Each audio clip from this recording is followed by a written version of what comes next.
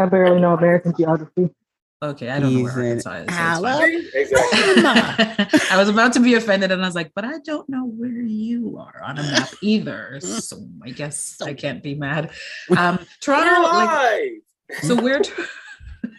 If I was to go like due south, I would have to like be on a boat. So Toronto, you actually have to drive sort of southwest for a while, and then curve back to get to Niagara Falls border, which is where most people cross the border into. Okay. But then some people, so there's the Niagara Falls one, but then there's also like the one to Buffalo, and then there's Windsor into Detroit. There's a few different ways, and of course I could go via Quebec, Manitoba. It's a whole science. Yeah, that's what I was wondering about the Tibet part. That's where I was. Did you say Tibet? Did you? Yeah. That's not what you said. Quebec. Oh. Tibet is Tibet.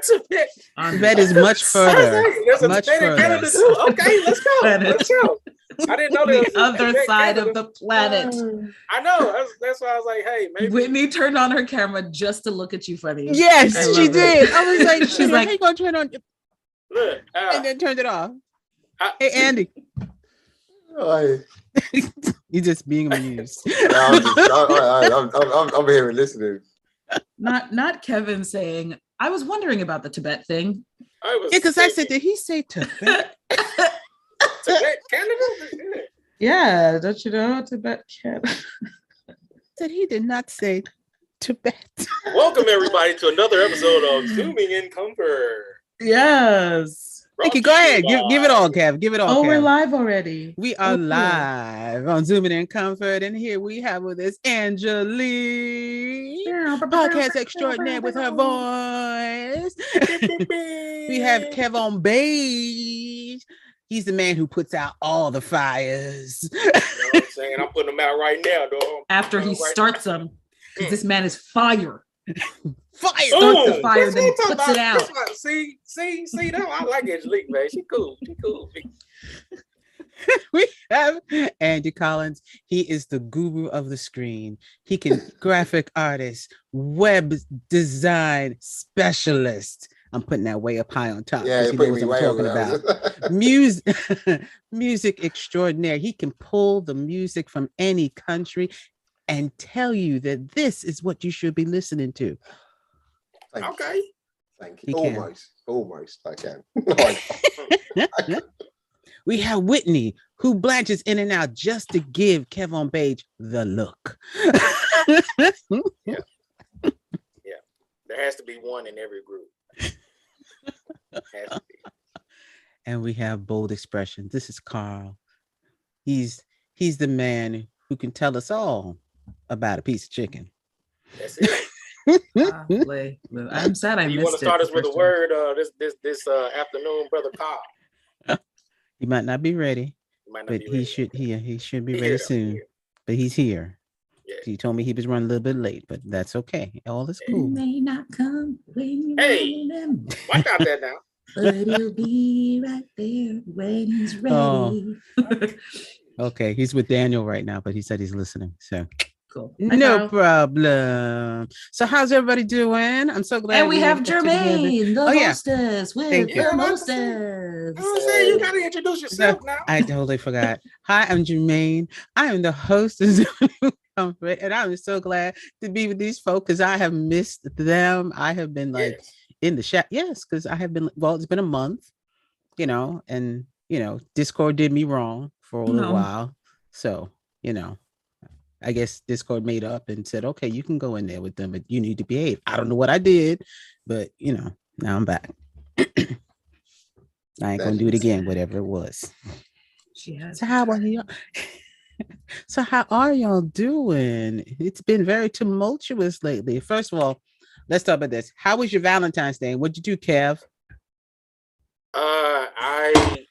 What was Valentine last week? I chilled. I got my lady. I got her. Is that what you want? The kids were in school because it was a Monday, of course. And my lady, she'd been wanting some earrings, so I found her some earrings that she's been wanting. nothing crazy expensive, but something just to, just let her know I heard you, I hear you, girl, I love you like that. You know what I'm saying? And you know what I'm saying, since you my baby, you know what I'm saying, I'm gonna do this for you. You know what I'm saying? So I had to make sure she knew that I be listening. So yeah, that's all I got. And I got my daughter some stuff too, you know what I'm saying, just because that's my baby girl. So I got her little necklace, born in July, so I got her little necklace with a little ruby. Yeah, born in July. Yeah. So I got her little ruby, little birthstone. Little something. Yeah. Oh, that's very nice. Did y'all go out? Nah, like I said, we just chilled. Okay. I think I worked a double, so it was a kind of crazy day anyway, a lot going on. So Carl said the kids reminded you about the earrings. What? Carl in there, you gonna be talking in the chat. Let me pull my chat. Hold on. Man, Carl, what you not gonna do is be dry snitching in the chat and not coming on here and talking Lord. amongst us. I'm calling you out, bro. He's calling you out. That's what it is. Calling you out, Carl. Be bold. Be bold. He'll be. Carl is like the only one I know who will join a live, like a Zoom live stream, and just like not have his camera on, not have his mic on, and just be chatting in the chat. I'm like, welcome, but also bold and beautiful. He calls himself. Bring your bold and not a soap opera. Sooner or later, you got to bring your bold and beautiful vision to fruition. I feel like it should be a soap opera. It should. It was. But Are Angelique, we missing anyone? Oh, no. Yes. We're not. Go ahead. What did you do? What did I do? Yeah, a bit awkward. I spent the evening with my boyfriend at the time. Oh, wow. Let me put myself on mute because I don't think I'm supposed to be. This is how much I have missed in a week's time. Really? Yes. Very sad. Anyways, moving on. It was a nice day. I got some cake and a plant. Okay. And I gave him cologne and chocolate. Not because he stinks, but because he likes cologne. And then a few days later, I might have broken up with him. Okay. But it had nothing to do with Valentine's Day or the timing of Valentine's Day. It's not like I was waiting for Valentine's Day. Like, I bought these gifts already. Let me give them to him so that they're not like hanging around because I don't wear men's cologne. No. It was more, no, you don't need to beat him up, Carl. He's a nice guy. Just not a good match. Okay. Fair. Very fair. Yeah, because me and Carl, you know what I'm saying, we was gonna shoot up to Niagara Falls and shoot over to Tibet and make our way over. Not Tibet. Stop. Enough. Enough. Your geography is just off the chain. Whitney, what'd you do? I'm gonna make you talk. I want to know what you did for Valentine's Day. So I did nothing. I was at home. I probably watched TV, maybe. No, that's a lie. I don't watch anything. Yeah, I was at home. I didn't do anything. That's all. You don't watch anything? I mean, I watch stuff, but I have to be in the mood to actually watch stuff. I might have watched something on YouTube or Netflix. I don't remember. You weren't watching Love is Blind Japan? I might have watched an episode. I feel like I was watching something else though. I don't know what I was going. Carl, it's not that she doesn't watch anything. It's just that she doesn't watch what most people watch. So when we ask her if she's seen a thing, she's like, heard of Carl, it. say it to my face. Right? Yeah, we can't hear. If anyone can't see, but Carl is actually writing in the chat a lot of stuff. Actually, it's actually really good. Carl, you need to. It goes away. There you go, Andrew. Adam, man. Adam, tell us, hey, man, get out. You know what you should do, Carl? You know what you should do, Carl? If you're gonna type stuff into a chat, you should do it on the YouTube live chat so everybody can see the shenanigans. This is very true. This Don't is don't do very it privately. Everyone So deserves to see true. this. The what did you call it, Kev? Dry snitching. That's it. That's Dry it. snitching. That's what it's Yeah. called. Yeah. I mean, that's what Kev said. He's I like, mean, we're not gonna have technically- Carl in the chat dry snitching or something. Yeah, I'm He's not calling sure. everybody out in That's the a little Zoom bit different, chat. but, Throw you the know, rock and hide your hand. Throw That's the it. rock and That's hide. better. Okay. That's better. The dry snitching sounds more crafty. Yes. That sounds very fundamental. You're not gonna be throwing a rock and hiding your hand. Dry snitching goes with the claps. That's better. Dry stitching is better. You're right. You got dry stitching from me. Okay, never mind. We're not gonna go to this fight. You better write. You have to write it in the chat thingy over there. Yeah. But Andy, Mhm. what do you do for Valentine's or for the weekend? Yeah, I might be an odd one here, but because I don't really believe in Valentine's. Kind of more, if you actually do sort of love each other, then you should show it all year round. And you can't treat someone badly for one day, or well for one day, and then not speak for the rest of the year. So it does sort of like I'm a little bit old-fashioned. I am a bloody northerner. I have a question for you, Andrew. Hello. Do you celebrate Christmas? Yeah. But I think that if you really love that person, you should give them gifts all year round. I don't think you should be giftless all year and only give them gifts on Christmas Day. I didn't say we do not celebrate the day, but I don't believe that it should be the ultimate day of which you only show your expression of attention. And so yes, I do. But you are right. It's sort of like celebrate Christmas. But I guess in some respect, Christmas is, for me, sort of isn't just the day. Christmas is like the whole, it's like weeks of celebrating and decorating, and the spirit of Christmas is quite a while. While Valentine's feels like it really is just the one day. Yeah. And immediately, and then on the 15th, 50% off, 75% off chocolate. All the stuffed animals mysteriously disappear. They weren't sold, but we don't know where they went. They'll come back in a year's time. You're right. I was mostly just teasing, but this was my first Valentine's Day having being coupled. Every other Valentine's Day I've not been, and so it's either been just a day or like a Galentine's. Palentine's, with your friends, just like watching movies or whatever. So this was the first time that it was like I had like a person to Valentine with. To Valentine. But it felt like any other date night. Like it wasn't like this is the day. But so what do we expect from Valentine's Day? Do we expect to be showered with flowers, roses, and chocolates and things to feel that the day was, they truly loved me? They would have bought me a car. Is it? I mean, you don't have to love me. You can just buy me the car. It's like but I feel the pressure is on all of us on Valentine's to, if you truly love me on this day, you would have got me this of some degree. It's very gift based, isn't it? Yeah. It's not like, I know that with Christmas, at least there are some families where they don't do gifts, or they put like a budget, a limit of like how much you're supposed to spend on each person's gift, just to make sure that it's more about the thought behind the gift and not the flashiness of the gift. But also, if you're buying gifts for 7 people, that can get expensive. So you buying gifts for 7 people, that's Christmas. No, I know, that's what it's Christmas is what I'm talking about. Like if you've got a big family and you're getting gifts for everybody, that can get expensive if you're getting stuff that's like $100 and more. So my family, sometimes we put like a budget, so we'll say nothing more than $40 per person.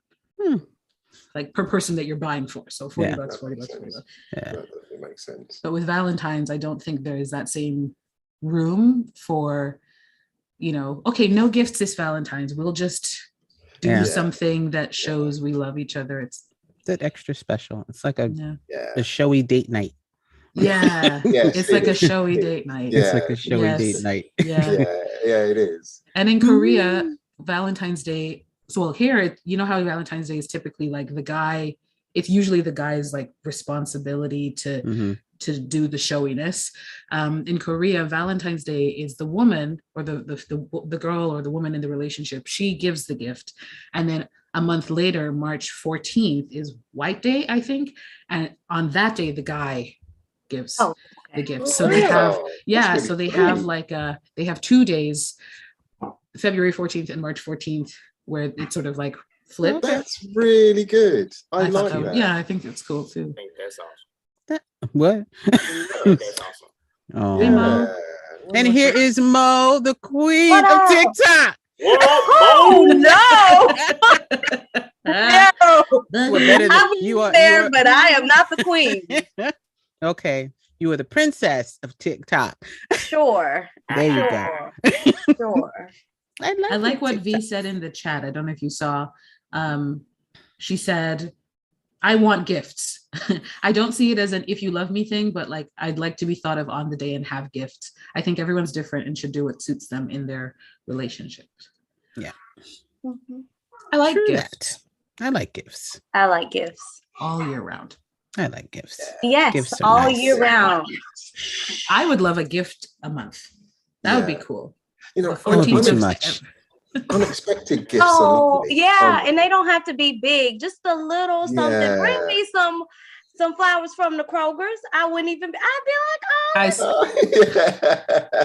I saw this and I thought of you. Yeah. Yes, they're lovely. yeah. gifts. I would They're not the even be ones. mad. Yeah. But gifts isn't really my love language.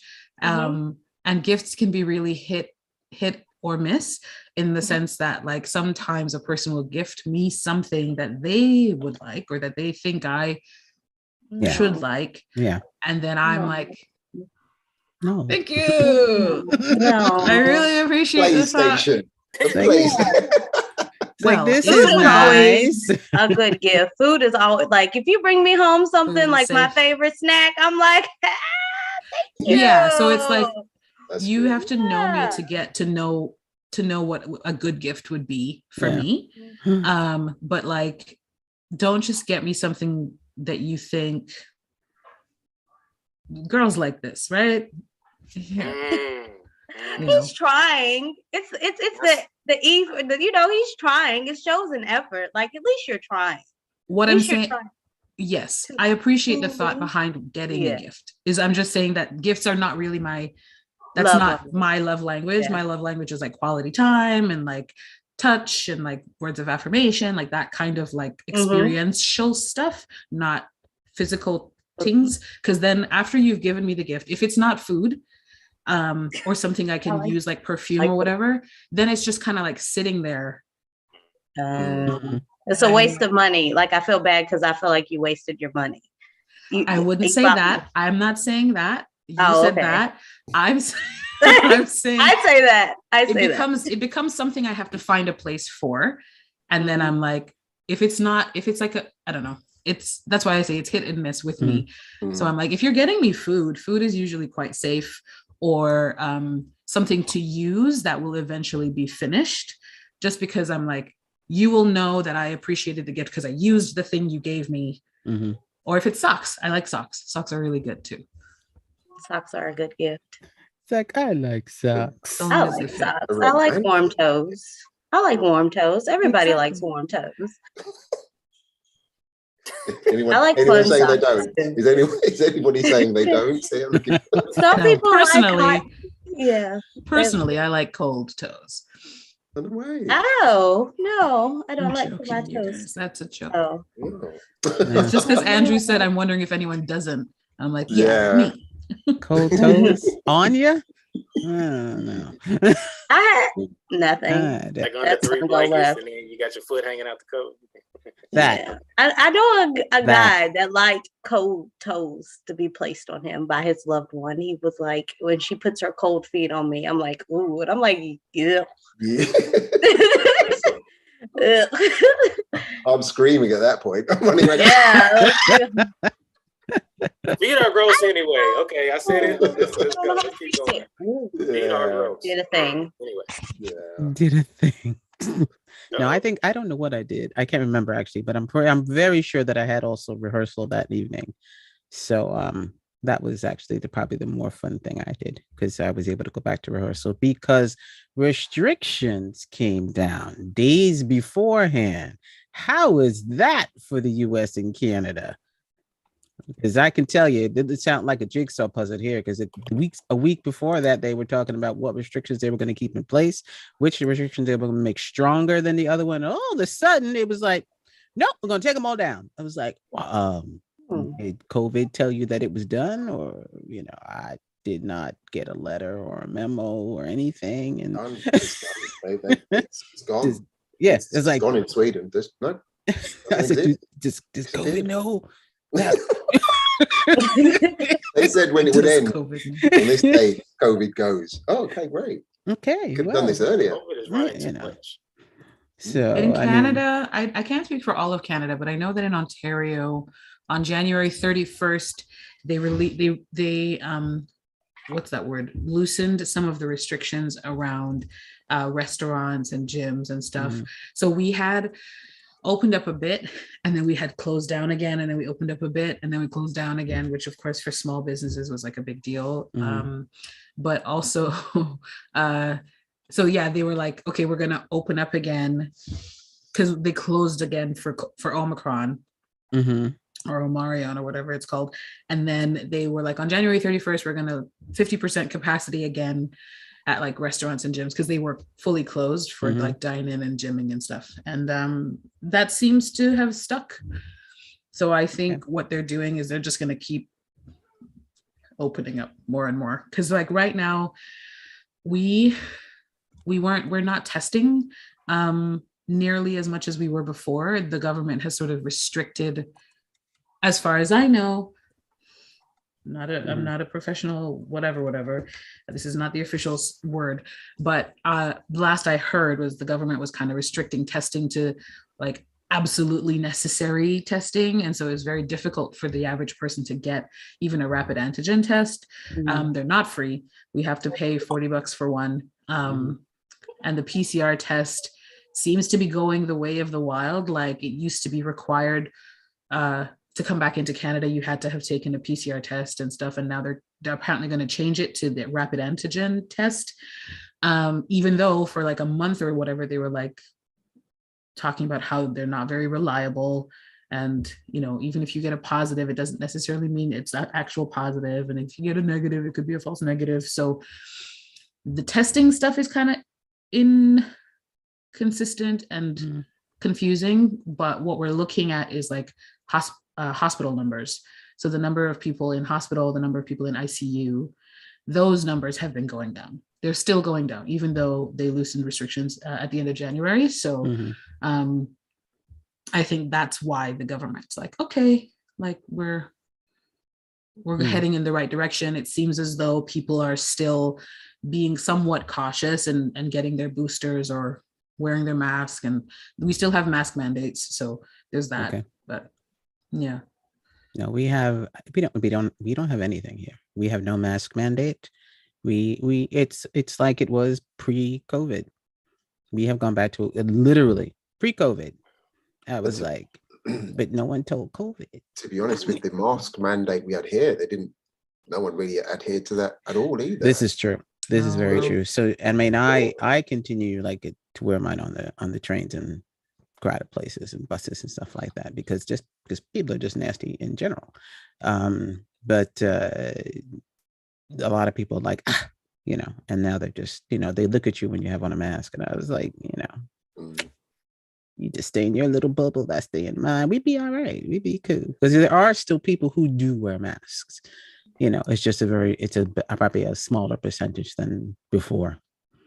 But at this point, like you said, Angelique, the numbers, that was their biggest thing. The numbers in the hospital is what their major concern was. And if that number was going down, and that is going down, or it hasn't increased, I should say. I don't know how much it's gone down, but I know it hasn't increased, because if it had, we would have been hearing about it constantly. So, but I mean, I don't know. I mean, I don't even know how it makes me feel, regarding the whole thing. It's weird that the CDC is um, about to just completely let go of restrictions. They're saying that people can start scaling back. But as far as like the mask mandates, a lot of places they still have the mandates, but there's a lot of hospitals that are still overflowing.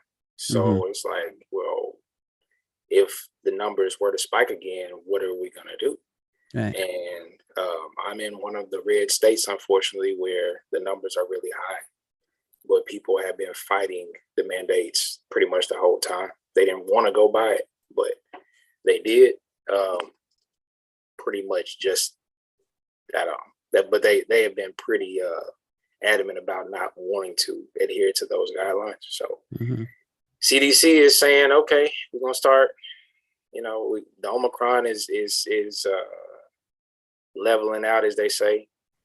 So just getting ready for this next variant to sweep through. Don't say that. I mean, don't say that. I'm not saying. I mean, I'm not trying to, but I'm just saying, if the hospitals are still full and the numbers are still at a level that we're really not able to take care of everybody, then can we just be responsible enough to recognize that people need to be more careful still? That is what entirely do I know? It's just people's lives, you know. Hey, but that's entirely too simple a task for the normal person, you know, because freedom and all. Oh yeah. Rights. Yeah. Speaking of freedom, have you guys been following the Freedom Convoy? Huh? Oh, yeah? girly, No? honey, Woo-hoo. what's going on there? I was like, So, wait a minute. The Freedom Convoy. Yeah, booty tag. Booty tag. Booty tag. The trucker convoy. So the government of Canada. Oh yeah. Yeah. So the federal government of Canada is trying to say has put in place a vaccine mandate, basically saying that any truckers who want to operate in Canada have to be fully vaccinated. And that includes the cross-border ones. So the ones who go back and forth between the U.S. Maybe they're based in the U.S., but they come up to Canada for some of their routes. And they didn't like that. I mean, some of them didn't like that. I shouldn't say all truckers, because it's like a percentage of, right?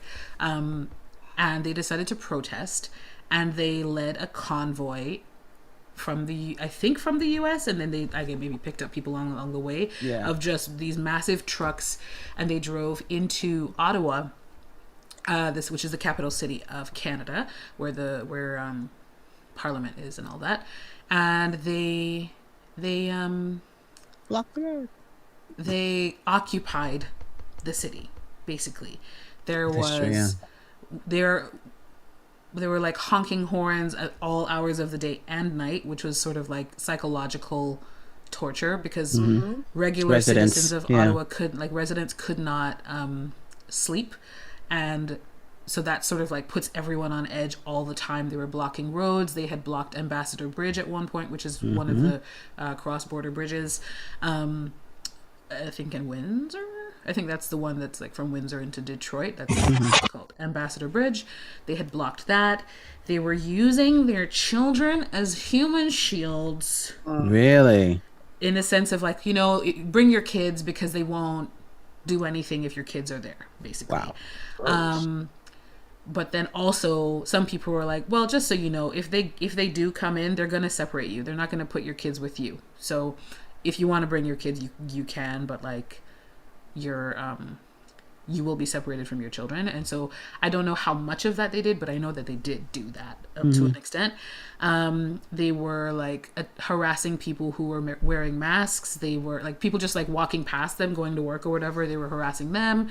Some people got beat up. Some people got like some of the protesters were like taking poos on the road and in people's front yards and peeing wherever. And then the RCMP was called in. Ottawa declared a state of emergency. Canada enacted the Emergencies Act, which basically allows for more like military intervention and police intervention, stuff like that. So the RCMP was called in. And RCMP stands for Royal Canadian Mounted Police. So that's the ones on the horses. So they came in with the horses, and apparently the horses weren't really doing it. Like there's some talk about, oh, the horses were trampling people. Not true.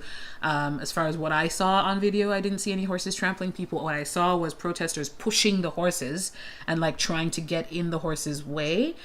One horse did trip and knock a woman over because the path was being impeded, but someone like slowed down the video. The horse jumped over her, so she wasn't like trampled, but she did get knocked over. But it's also like, imagine sticking your hand in a fire and then being like, the fire burned me, you know, like, this is cruelty against my hand. And it's like, well, move away from the animal.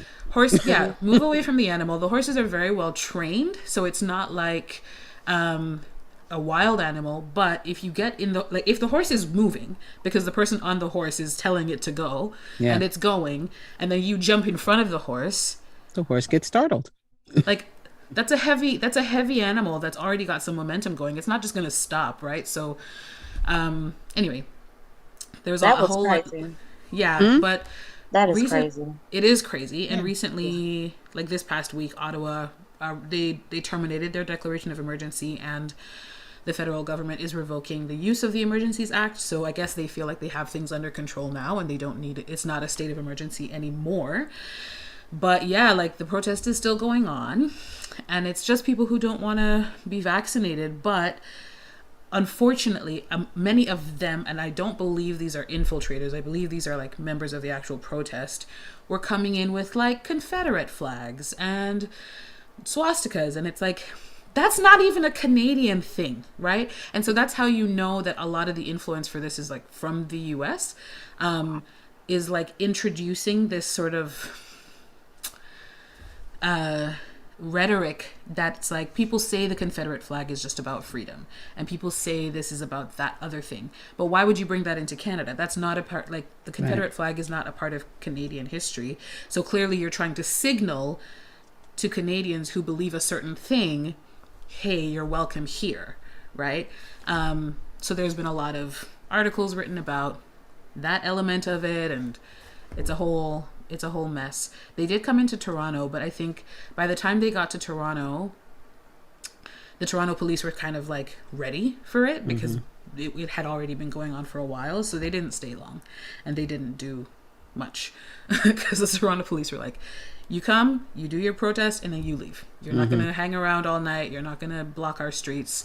But it took too long for the Ottawa police, the OPP, the Ontario police, to do anything. It took like a week before they started arresting people. So not well handled in my opinion, but the chief of police in Ottawa resigned. So apparently there were some complaints. Yeah, there were some complaints, and some people are saying that he was the reason why arrests weren't made at first, and I was not surprised. You had Canada drama. Not surprised. But here is the surprise: he is black. Oh, or at least biracial and Jamaican born. So it's not as cut and dry or black and white as you might have previously thought. But people were like, apparently he's been accused of like bullying, and I don't know what's going on. That's a shame. But people were they like froze bank accounts. They put like a stop to any donation funds that were going towards the trucker convoy. The government did.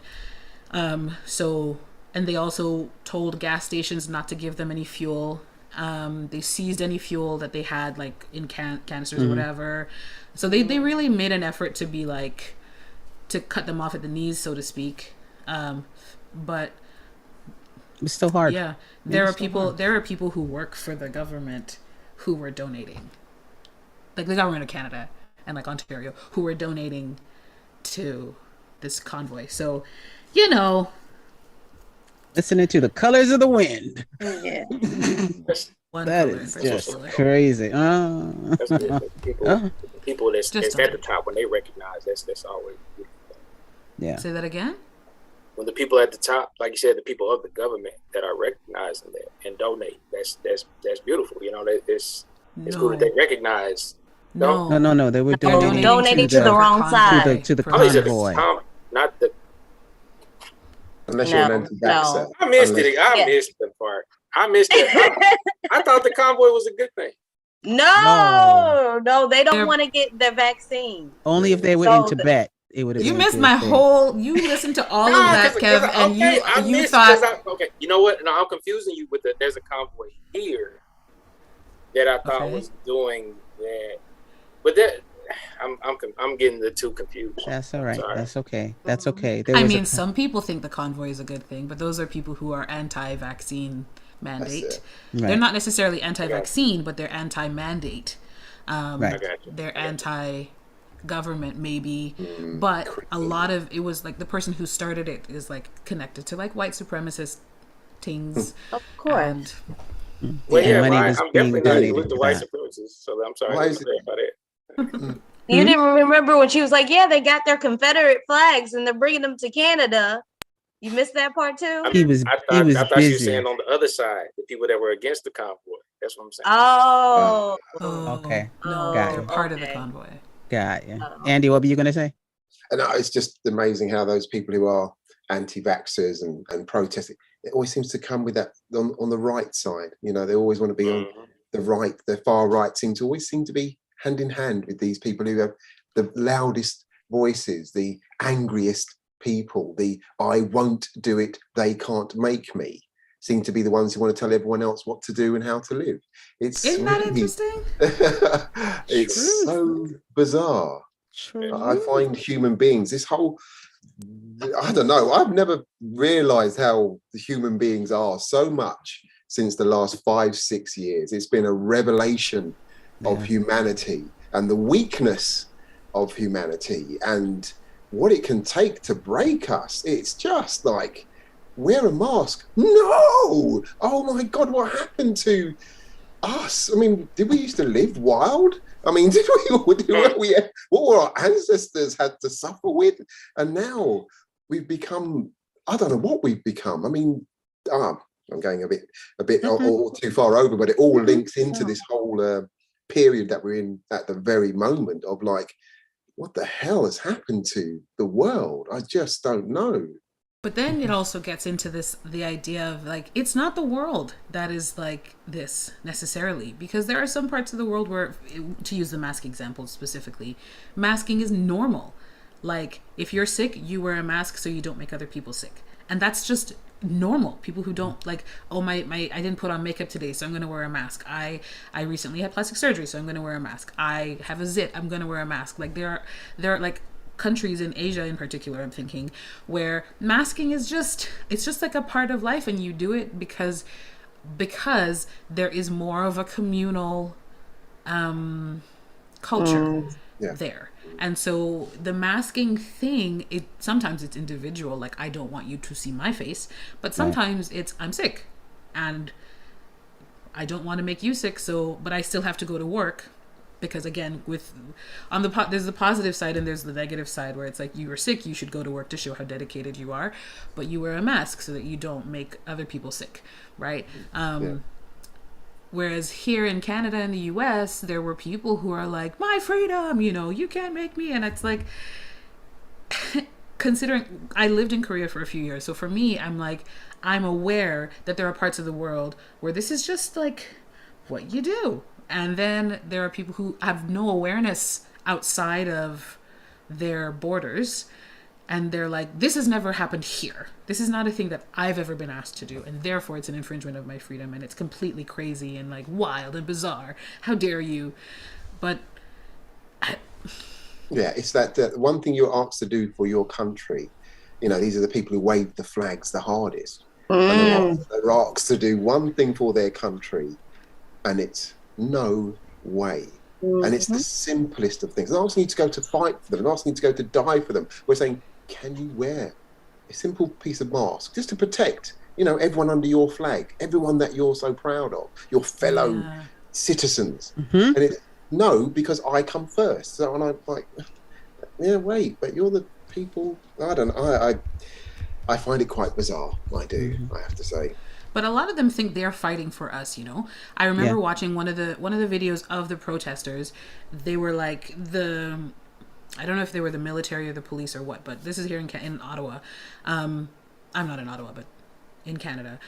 The police or whoever were with their shields and their like riot gear, and the protesters were like yelling at them, and there's this one woman who's like, "What's wrong with you? We're fighting for you. Don't you see? We're fighting for you. We're doing this for you so that you don't have to get a vaccine, so that you can be blah blah blah." And it's like it's when you think of like right and wrong, it's obvious. Do the right thing, don't do the wrong thing. But then we get into the fact that right and wrong is subjective, and what you think is right, I think is wrong, and vice versa sometimes.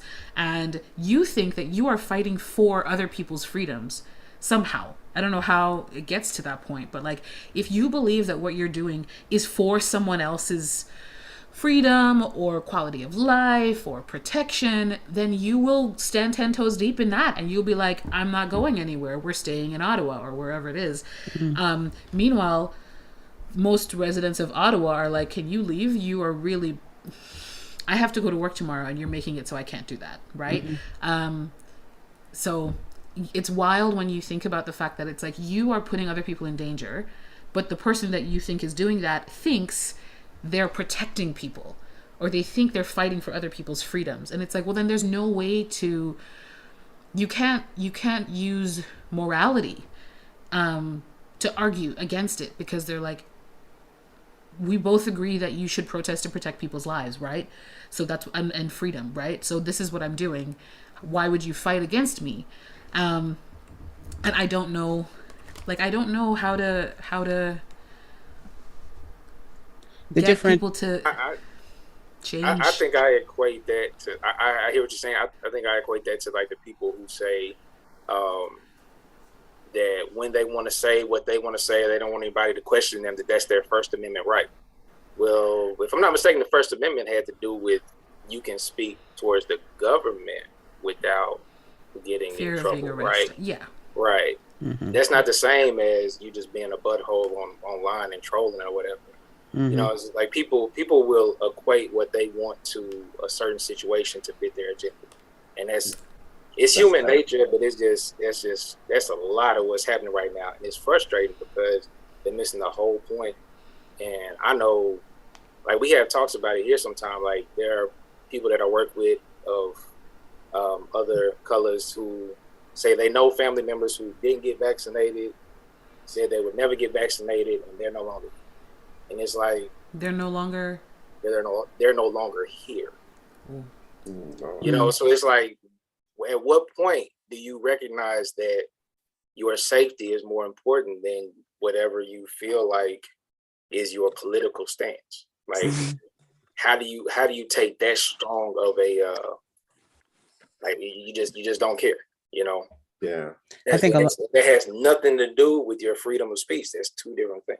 Yeah. I think a lot of it, even I even here, I tell people all the time, I said, if this had never become a political issue, we would not be here. Right. Because there are so many things that have happened in the last 100 years when it comes to us having to have vaccines, when I had swine flu and all these things that happened. I mean, people went in and got the vaccination. No one, you know, this was a health issue.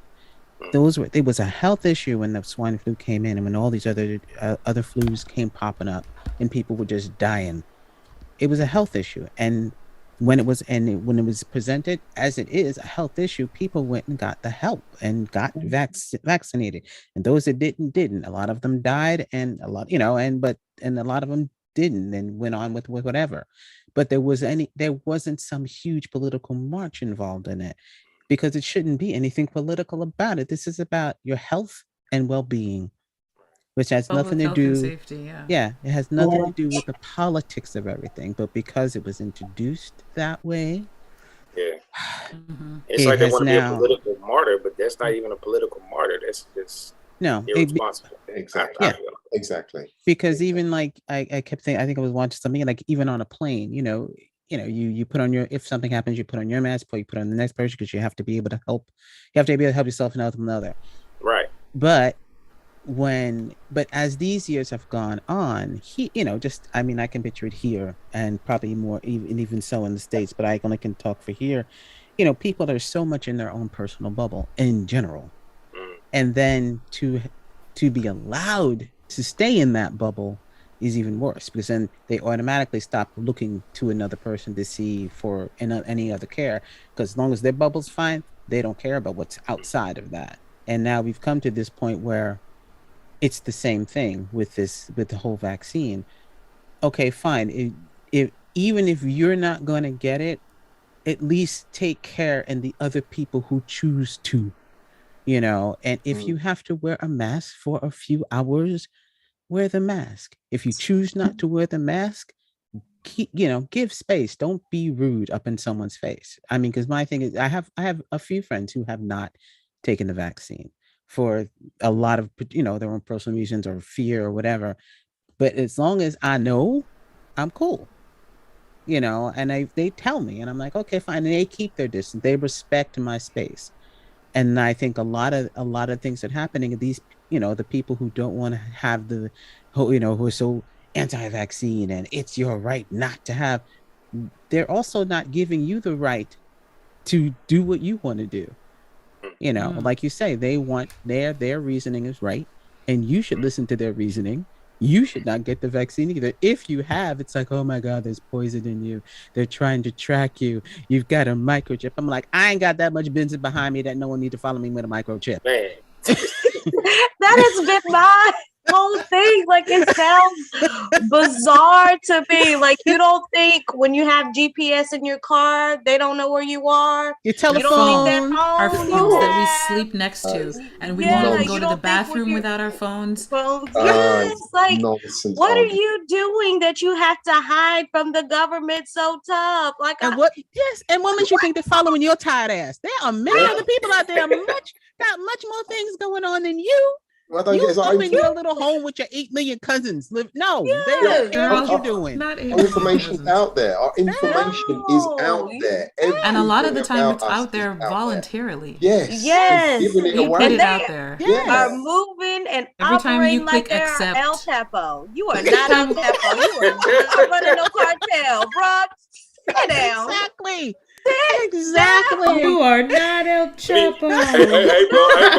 Put that tape over your camera, bro. You can't be walking around here with that camera on, man. I mean, I do cover up my camera. This is true. I do cover up my camera. Let me just pause for 1 second because my friend Kenneth has popped in.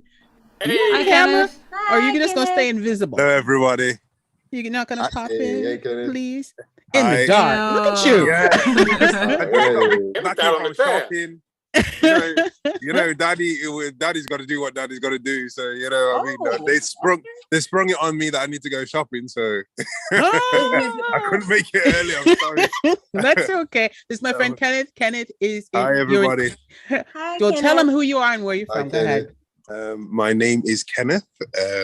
I've been on prescription drinking for quite a while, and sorry, that's just rubbish. I'm living in Italy. I'm from the UK, but I've been living here about 18 years. So where? Sorry, Italy. Okay. Yeah. I live just outside of Venice, in a place called Padova. And that's it, really. I met our sister in quite a few years ago. I think about 10 years ago. Like, you don't have to say how long it's been. I think. Well, okay. But you're looking the same. So I don't see the worries in that. Like, black's not cracking right now. So that's all good. But yeah, I was listening to your conversation. About vaccines and stuff, and it's been tricky. It's been very, very difficult sometimes. Not only just the lockdown period, but I just think the rational side of people's conduct has just been totally thrown out the window. and we've gone back to animal state kind of thing. And not only that, now we're not even talking about vaccines here. We're talking about Russia and Ukraine. So we're getting to that. You guys are a bit further up north, so it's not rife to you. But yeah, it's been that's exactly what's happening with the media. And I think what was interesting, what you kind of like pointed out about the you've got one. Okay. Kev said he wants to have an accent. Listening to Kenneth, and we're like, you have an accent. Yeah, that's well, look, I thought he said he wants Kenneth's accent. That's what he wants. You know, he wants to be Black British. Yes, that's right. That's right. Oh my dear Doc, I'm from north of England, actually. I talk like a farmer. And he's also from the UK. You just sitting all quiet, just trying not to say nothing. I'm digging his glasses, but I'm listening at the same time. Yeah, but they need cleaning actually.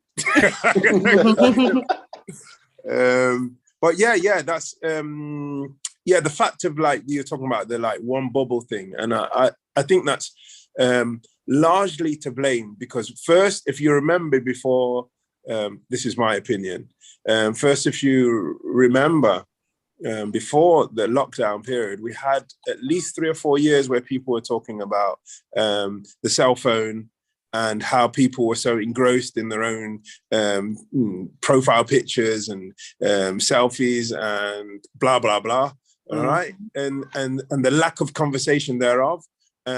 Even with my son's like 14, gonna be, there's not the same flex. There's not the same flex with the gal them. You know what I mean? There's no conversation. Like there's no embarrassment of like having a conversation because it's just a different kind of tip. So everybody's kind of like everybody. A lot of people I find were already conditioned before the lockdown. So I find that people are already in their bubble and already susceptible to not concentrating a long period of time so that they can't engage in conversation that's going to enlighten them or break out of anything. So people are already then locked down into the house and say, just kuya, shut your mouth and stay cool. You know? And so people are already stupid. This is not going to make you any more stupid. It's incredible. What someone said to me yesterday. Flipping back and forth. Is that what you're doing? We're in Jamaica. I'm here in UK. Yeah. That's what's up, bro. That's what's Kevin, up. some of us are from more than one place, you know. Some of us have more than one accent. And what? You vex? That's the mixed culture. But I think that's, part of what's rich in heritage of what we've been fortunate to have as well is that we have had a mixed culture.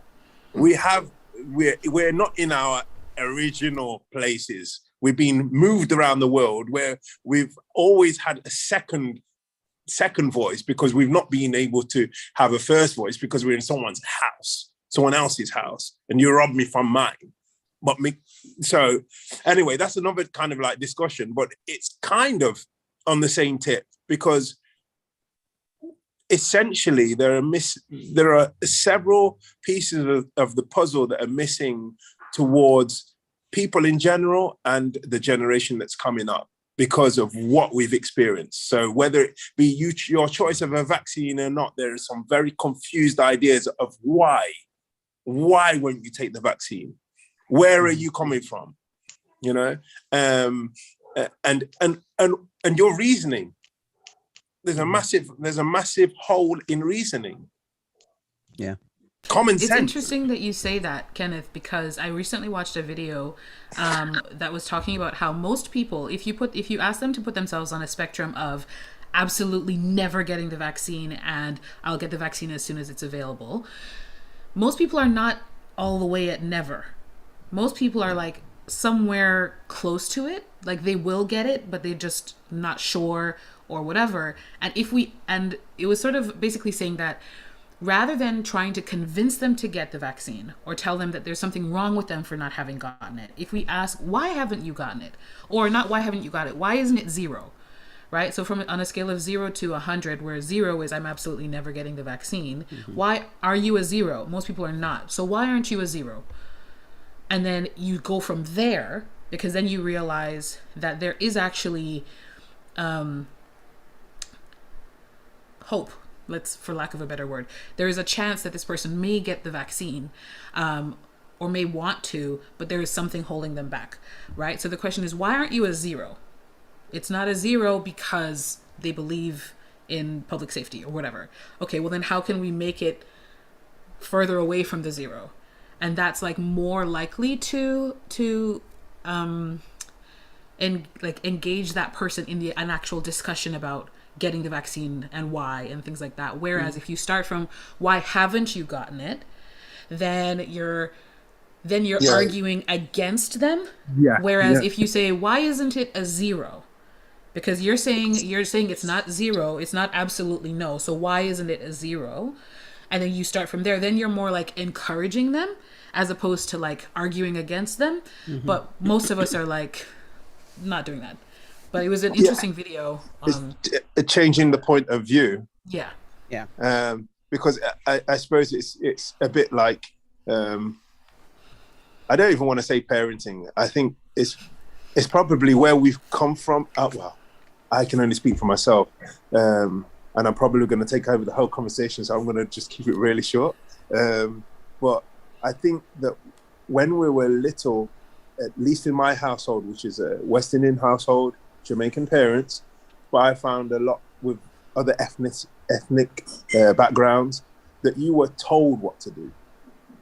It's not like you were given a choice of certain things, but it's like you've not really got that much choice. You were told what to do, and yeah, where am I going with this point? It's like you can either eat what I make or you can go to bed. You have a choice, but it's not a favorable one. It's like you can choose to do what I've told you to do, or you can choose to be punished. Something like that. That's something it. Like that. Which would you like? Something like that. You eat what I cook, or you just don't eat. Exactly. You do what I say, or I backhand you. Which one you want? Well, there you go.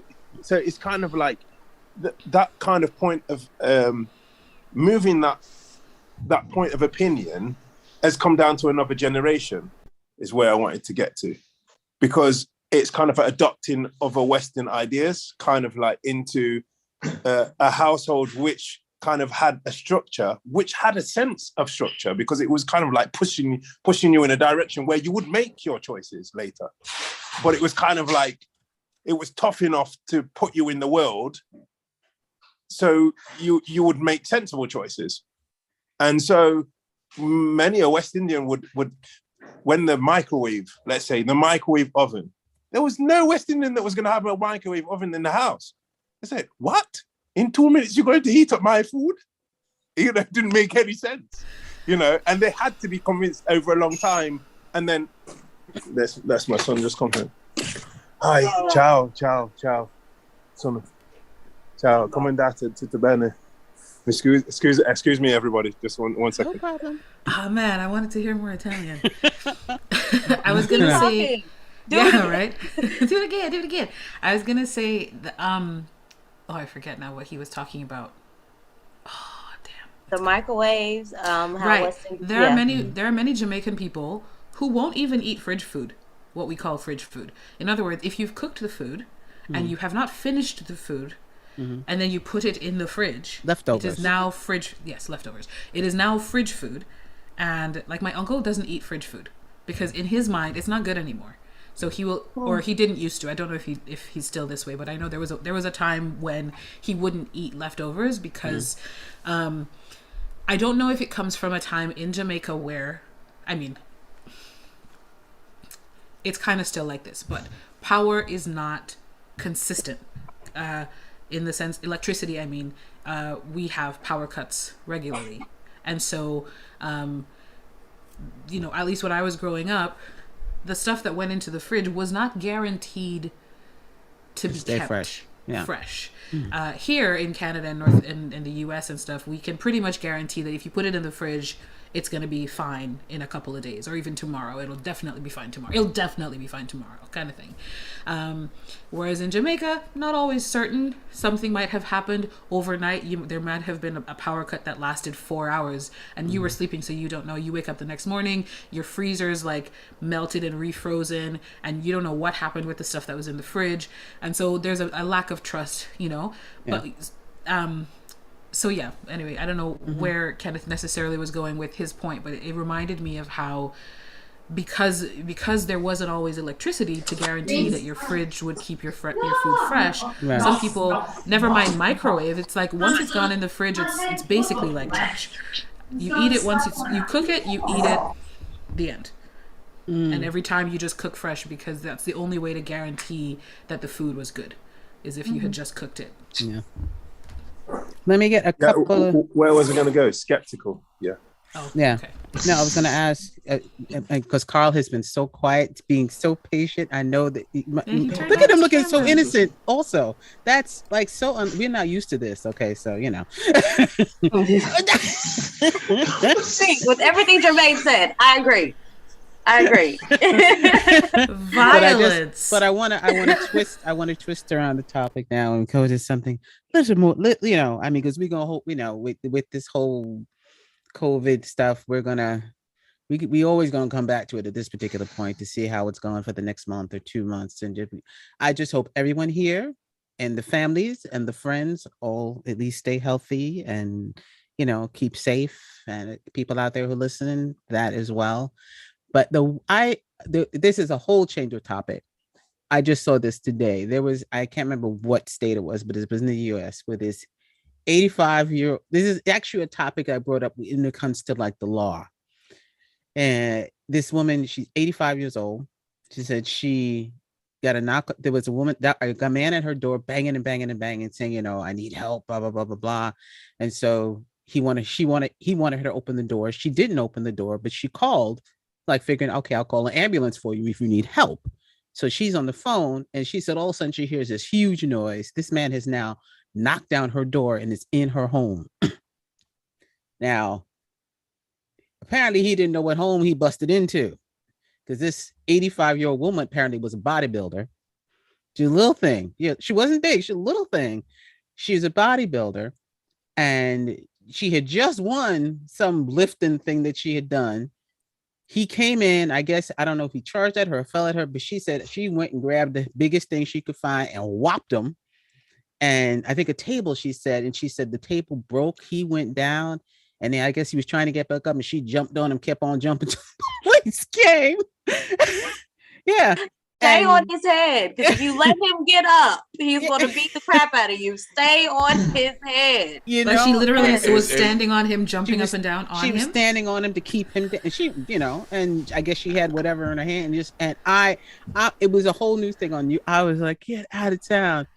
And the police came, and, you know, he needed ambulance then, you know, and took him away. And she didn't press charges because, you know, and she beat the shit out of him. But the thing about now the thing about the situation, because I was showing it to my husband, and he was like, wow, you know, she's lucky that he didn't press charges. And I thought about it, and I was like, Jiminy Christmas, because I can't remember. Was this in America?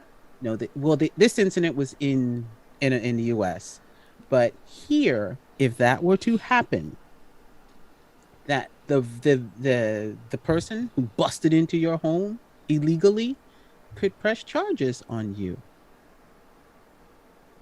and if can press charges on you if you've hurt them or used excessive force. I said, this is an 85-year-old woman. That's what I was going to say. Like, is it based on the fact that he was on the ground and she kept jumping on him? No, but this in the US. In the US, no, this is not US law. This is here in Sweden.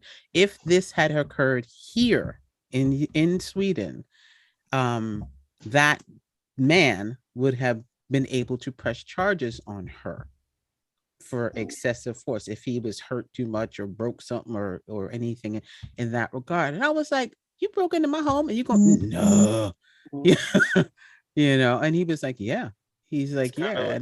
And I had to remember, I was like, that's right. I remember reading that.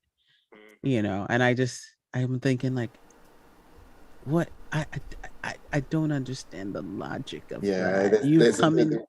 I have to say, I've always have found the logic of if someone can enter a premises, that they kind of lose their rights from the moment they enter that premises. It almost feels you're like trespassing. Yeah. Yes, you're trespassing. So you forfeited anything. You're immediately at the whims of whoever home or place or property you've entered.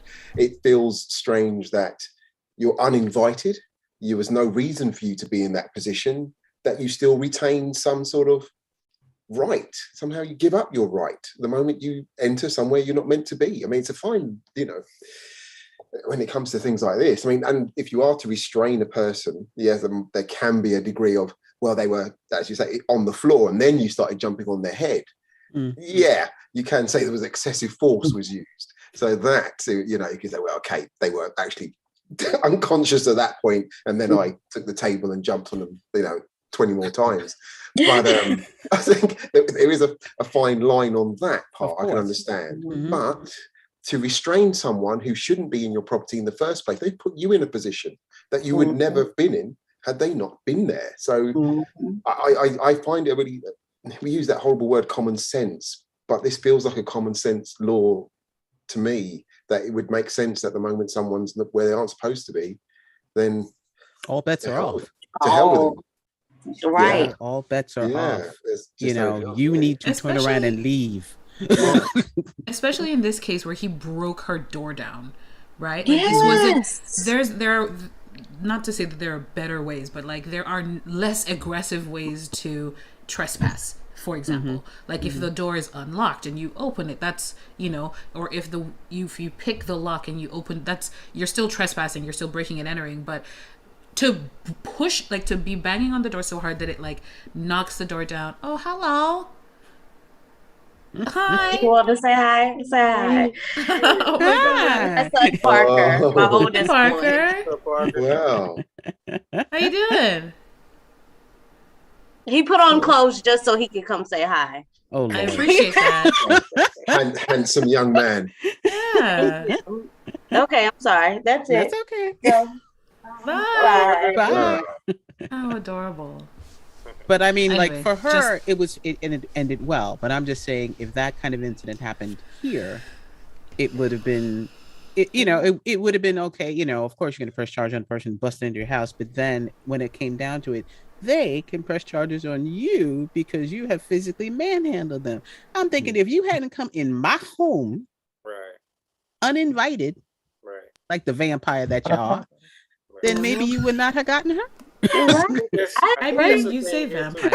I want to say I've heard where somebody like they break into a house and then either they get shot, they get hit, or they fall and hurt themselves while they're in the house. Then they can turn around and sue the homeowner for getting hurt. But you just don't have to sue me. Yeah, but in my eyes, that's the same thing. It's like a person. Okay, if we rob a bank and the person who shoots somebody, everybody involved is gonna get life or whatever for the shooting, right? Like it's like cause and effect. This, because of this situation that you created, this happened. You know, or, you know, a high-speed police chase and a civilian gets hurt, the person who started the high-speed police chase is going to get whatever consequence on top of the high-speed police chase, right? So why wouldn't that, because it's somebody's private property, why wouldn't that same thing apply? You came into my house, like Angelique was saying, you bust down my door, so I'm feeling like automatically, okay, now I got to protect myself. So because of that, because you created this situation, and she said she hit the dude with the table broke, so then she took the metal legs from the table, then started beating him with that. See, now you adding objects. Listen, who said that? You are the worst. You are so bad at listening to stories. You will sit there. I'm gonna send you you will sit there and listen to a story. Let me find this video so you don't try to hurt nobody in your streets. Kev will sit there and listen to a person tell a story and nod and smile like he understands, and then afterwards he will either remove or add elements of the story that were never supposed to be there. Like what? That's like when you No, thought the trucker agreeing with convoy what she was A Never good mind. thing. No, I was agreeing Yeah. with what she said. I was adding to it. I was saying, yeah, she broke Yeah. the table. She broke I the mean, table. And then picked it up the middle listen. leg and Yeah. bashed And then him she on took his the leg. head. And That's then what the jumped story in. They Exactly. caught- Yeah. The story Clearly. said she broke just the table, and then embellished once it. the table broke, she took the leg Exactly. and continued to hit him. Is that in the Whatever story? she Okay. had to do to get him down and stay Yeah. down, what she should have That's his done. fault. Point Yeah, blank, that's his period. fault. You are Right. a grown man, and this little old lady, she should have, whatever she could have found, she should have knocked him out. Yeah. And- Well, Thank you. yeah, let's face it, she was lucky. Yeah. And she was She could lucky. have been lucky, dead. yes. Yeah. To Because survive. she wasn't Mhm. like some big, she was a small Just a little small thing. little She was thing, lucky. she just strong, yeah. And Yeah. she was lucky to been able to do that. And he was drunk. He was drunk at the door. Now all these factors probably laid in really well that she was able to do this because she didn't panic. Right. Mm. Well, depending he's on lucky she didn't panic too, because some people when they panic, they get they go into buck like wild. a blind Like rage, right? blackout. Yeah. Yeah. Stay out, V- man. V told a Yeah. story in the chat. In the UK, there was a famous case where this farmer shot dead a burglar With the while two he was shot- trespassing shotgun. on his land, Yeah. and he ended up being convicted for it, even though he was defending himself or his property. Exactly. Wow. I remember that story. But it was a big thing. Everyone was on his side, and really did big campaigns for him, for his release, and the injustice of it, and the whole debate that we're having at the moment, which is about can you protect your home and how much force is enough force. And again, it's that if they'd never been there, they would still be alive today. It's one of those moments of like, well, if you choose that road, if you choose to go into other people's property, you give up something. There has to be a point. If you choose to interfere in other people's lives, you give up something, because if you don't do that, you're absolutely fine. You would be living a normal, happy life. Yeah. Bit simplistic, but I think we all should do that. I think the question to ask as well is, the same law is in Italy. Somebody can come in your house and they can, break in, take what they want. And if you do, I don't know, shoot them in the foot or whatever, they'll sue you, Mhm. But at the end of the day, I think I asked the question, why is that law like that? Yeah. Somebody's kid. There was a politician whose kid was There where he was you supposed to be. That's what it is. That's what it is. Yeah, You done there shot Junior in the foot. He can't walk right no more. Well, Junior should have kept his butt at home. Oh, That's- yes. Why is That's there a where law? it started. Yeah. Um, Yeah. Yeah. Yeah. I thought that was just the most, because when he said that to me about you'd be arrested, and I'm like, I would have no. to take that. It would be, for me, I would be arrested or I would be in my grave, or something terrible would happen to my children. So it is either it's you or me. When you are on my turf in my house, it's literally it's you or me. And from that point on, it's whatever, because it's whatever, homie. It's whatever. Be whatever. Like, What about when If you want. somebody comes in your house, they can come in your house, and if you can't kick them out, they can stay in your house. Have you heard of that one? Oh, like the squatters rule? What do you mean, mean, like like the squatters' squatters? if no one's there. Yeah. No, Yeah, no. but that's- It's like Isn't if you left your door open to get something and they just go in your house, you Oh, can't just force them out. Why not? no. That's another You're one kidding. I've heard. You're I I didn't kidding. invite you in. What is that like? Does that work in hotels? Well, you can put it for That- preaching. Come on, man. That if it worked in a hotel, I'm all in. You I've heard left that your one. door Yeah. open Go to to the the Ritz penthouse. Carlton. Mine. Especially the fridge. The mini fridge that would last me one night, 2 hours. 2 hours, and 2 then I'm like, that's hours it. later. The mini fridge is just all drinks anyway. But like, I would want the lawmaker who pushed for that Yeah. to have it happen to them, and then tell me that you can't force somebody out of your home. Like, it just, the people who make these laws are often people who don't actually have to experience the consequences of breaking these laws. A lot of laws, in fact, are for just class they're classist when you think about it, because the consequence of a lot of them is either a fine or jail time. Yeah. So if you're wealthy enough to just pay the fine, then I can easily see how the ultra rich just see things as, oh, that's just the cost of admission, right? You want to go to Disneyland, you have to buy a ticket. That costs money. If I want to do this particular thing, this is the fine. Really, it's just, that's the fee for me because I can pay for it. And it's only for people who can't pay the fee who then have to go to jail. And it makes you realize a lot of the laws are not actually about morality. They're not about like protecting people's safety. It's more about keeping poor people poor. And it's a classist issue, right? Like if you're poor, then there are all these restrictions against you. But if you're wealthy enough to pay the fine, then do you kind of thing. Yeah, I just thought it was just because suing people also is money to be made on the whole process of suing. So there's an industry of being able to sue someone. Yeah. Someone makes money from suing. So if you took away that, then there's profits lost. There are even companies or people who are so wealthy that it's like, I'll do this thing knowing you will sue me, but I can afford lawyers that you can't. I can keep this thing in the court all year long. Like, I'll just wait you out until you have run out of money, and then you have to drop it because you can't afford to pay your lawyer anymore. Right. Wait, hold up. that's when I Sorry. No, go ahead. In Italy, they do that with the vehicle tax. Europe actually abolished that tax, but because the people paying that tax is more than the fine that they pay in Europe, they actually kept it. Do you understand that? But they have to pay the fine and you know I'm lost in the tax, but because it make more money with keeping it, they pay the fine and keep the residual money. And I'm gonna. And that only So works. you said the tax is more expensive than the fine? Now, yeah, what they make as revenue from all of the what do you call it? The vehicle tax. The fine is less than what they make for the vehicle tax. So they pay the fine and just don't pay the tax. And just don't pay the tax. So in kind of in that line, that's like people here, when you had the what they call Obamacare, the American Care Act.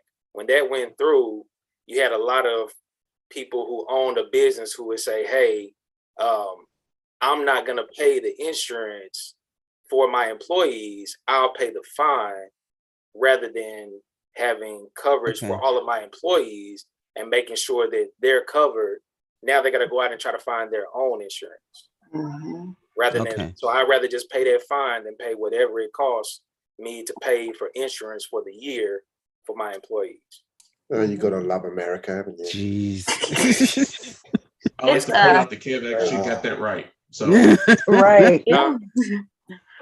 I still work for a company where the Affordable Care Act went into place, and you couldn't have a certain waiting period for your health insurance before it kicks in. I think it was like you can't wait longer than 90 days if you're employed. There are companies that still do whatever they want. They'll make you wait 6 months before your health insurance kicks in, and they're supposed to have coverage like through the end of the month when they terminate, because they have paid their premium. Then people will cut them off the day that they quit or got fired. They will terminate their coverage that day. They do not. Some of these companies, they saw that as a suggestion, and that's how they operate. They operate. Yeah. Horrendous. Just horrendous. It's cruel. Well, yeah, because anytime you make the consequence money, then it's like, okay, well then which one costs me more money? I'll just do the one that costs me less money. Because you cannot. The reason laws exist is because we cannot rely on morality to guide everyone's decision. Laws exist because morality is subjective and relative. Laws exist because there are people who will say, yes, I believe it's wrong, but I really need that bag, so I'm just going to take it. I know it's wrong, but I need it, so mine. For those people, the consequence is not worth doing the thing. But whenever you make the consequence money, something that's like, people can get more money. There are so, especially nowadays, there are lots of ways to get more money. Then you basically say it's not a morality thing now. It is, can you afford to do the thing? Not, you shouldn't do it because we said so. It's just, if you, it almost looks like a menu. Just you're weighing out which one will benefit you or not. Yeah, benefit you. Yeah, exactly. What's worth it? What's worth the effort? What's worth the hassle of paying the money? What's worth having a record? What's worth, having this on your file that you've done this thing? But also, depending on how much money you have, you could easily look at some of these things as like a menu of like, okay, this costs this much money, this costs this much money. Do I want it? No, it's I don't want it that bad. Never mind. But it's not, this is infringing on someone else's right, and that's why I'm not going to do it. Or, this is morally wrong in any way. It's all about what's worth the effort or the consequence. When you said, Andrew, earlier that it's like that the last few years have been a revelation to see like what humanity really is and like what our actual motivations are, I resonated with that because I was like, wow, there are people for who I would have seen as, I would have expected that their priority would be health and safety, whatever, and then turns out they're anti-vaccine. But then you talk to these people and it's like, because I don't believe the vaccine is safe. And so then you're just like, oh, okay, so yeah, your priority is health and safety, but you don't believe it's safe. But then, it's a whole discussion, but like, it's opened my eyes. Well, yeah. Well, I was just going to just say what I realised with a lot of people, just as we're saying about people growing up and nowadays and our parents and everything else. But what we don't get asked anymore when we have an opinion is why. We don't get challenged on why. We don't grill down to the point of why. So you can say, I don't think we should get vaccines. And you say, why? Well, because I don't think it's good. But then we don't follow up with why. And then to keep saying why to get to the point. And then people get angry because they'll then find out they can't answer where they got their opinion from. And so a lot of us have got opinions, but can't justify why. So you can say, well, I think that was bad. And you say, why? And then you say, well, I saw it on the newspaper. Well, then why do you think that was? If we aren't prepared, we don't give each other time, we don't have the communications to grill down our opinions. No one's getting pressured to say, well, okay, what do you mean by that? And have you thought about it? Critical think it through. Critical thinking, yeah. It's a whole nother. I think part of the defensive-ness so I got into an issue at work about a year ago where my manager at the time we didn't have the same communication style. And so they would ask me to do a thing or they would set a task and I would ask questions about the task. It wasn't always why, but it was always, sometimes it was why, sometimes it was how do you want this done? Sometimes it was what's the motivation behind it? Only because if I know why I'm doing something, then I can do it better. And I can maybe even ask other questions to find maybe this thing that we're doing won't actually achieve the thing you want to achieve. Maybe we can do something else. So this is why I ask why, because I care, because I want to do my job. But it became an issue of my manager thinking that I didn't want to do my job. And I was questioning them. And I think some of that defensiveness comes from people identifying with their opinions. So their opinion is who they are, rather than I am who I am, and this opinion is a thing that I have, and it might change. This is an opinion I have based on the information that I've gotten so far. If you give me new information, my opinion might change, but I think a lot of people identify with their opinion. So if you start questioning their opinion, it feels to that person like you're questioning them. And you're questioning their intelligence and their worthiness as a person who's engaging in this conversation. And then it's like, well, it's just my opinion. It's just my opinion. Well, it's only just your opinion when it's in here. When it comes out of your mouth, then it becomes a thing that people might expect you to like back up with some kind of logical, rational thought. But if you think I am my opinions, I am my thoughts, and if I share them with you and you question them, you are now questioning my essence. Then you can't have a critical discussion about that because now that person thinks you're attacking them. And people have to be taught otherwise, you know, like if you're never taught that your opinion is just a thing you have, that you should probably be able to back up if you're expressing it, especially in a conversation with other people who have dissenting opinions. People aren't really taught that. They're taught, you know, you can think whatever you want, you know, and no one can make you think differently, and our rights and our freedoms and you know, and it's like freedom of speech is not freedom from consequence. And I mean, this is something that people keep saying over and over, but like the people who are like, well, I should be able to say what I want. Yes, you can say whatever you want, and so can I. And then that's where it becomes a problem. All of a sudden it's like, wait, hold on, you can't, you know, I don't know. But I think, and a lot of that is just like what you said, you know, people have, once your opinion comes out, you have to face whatever consequence comes when that opinion comes out and deal with it appropriately. And I feel like, you know, I think in going back to even what Andy said in the last 5 years and social media and people just saying what the hell they want to say and thinking that it's okay with everybody. And the minute they get questioned, as Angelique said, it's like you're attacking them. No, I'm questioning what you're saying. And then it becomes a fight. And then the whole conversation is no longer a conversation. It is now a slinging of insults. Well, I think what you said was stupid and this, blah, blah, blah, blah, blah, blah. And then you got people talking all out of the side of their mouth and cash crazy all over the place, losing the whole meaning of what was going on in the first place. Because now you're just insulting each other and you're doing it because you think you can, because you're on social media. Ain't nobody got, and I have told, I'm an admin to like a few boards, and I tell them up front, people, you don't know each other. You can't be talking castration to each other because you don't know them and they don't really know you. And and for the point of, you don't know how crazy they are. They will come find you. You know, the people nowadays, just people in general nowadays, you know, some people can only take so much, you know, foolishness like that. They'll come and find you, man. They'll monitor your chip. And if you got the vaccine, they can monitor you even faster. They're gonna track your phone. They go into your social media on your Facebook, and then find, you know, I mean, all that information, like y'all just said.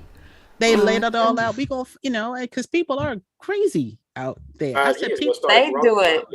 You know, yeah, people they crazy. do that all the time. People get on TikTok and say the craziest things. Think they can say something to those people, and they're like, "Oh, you mean the person you go to this school, this address, this is your reporter?" And you like, that's what they call it, doxing them.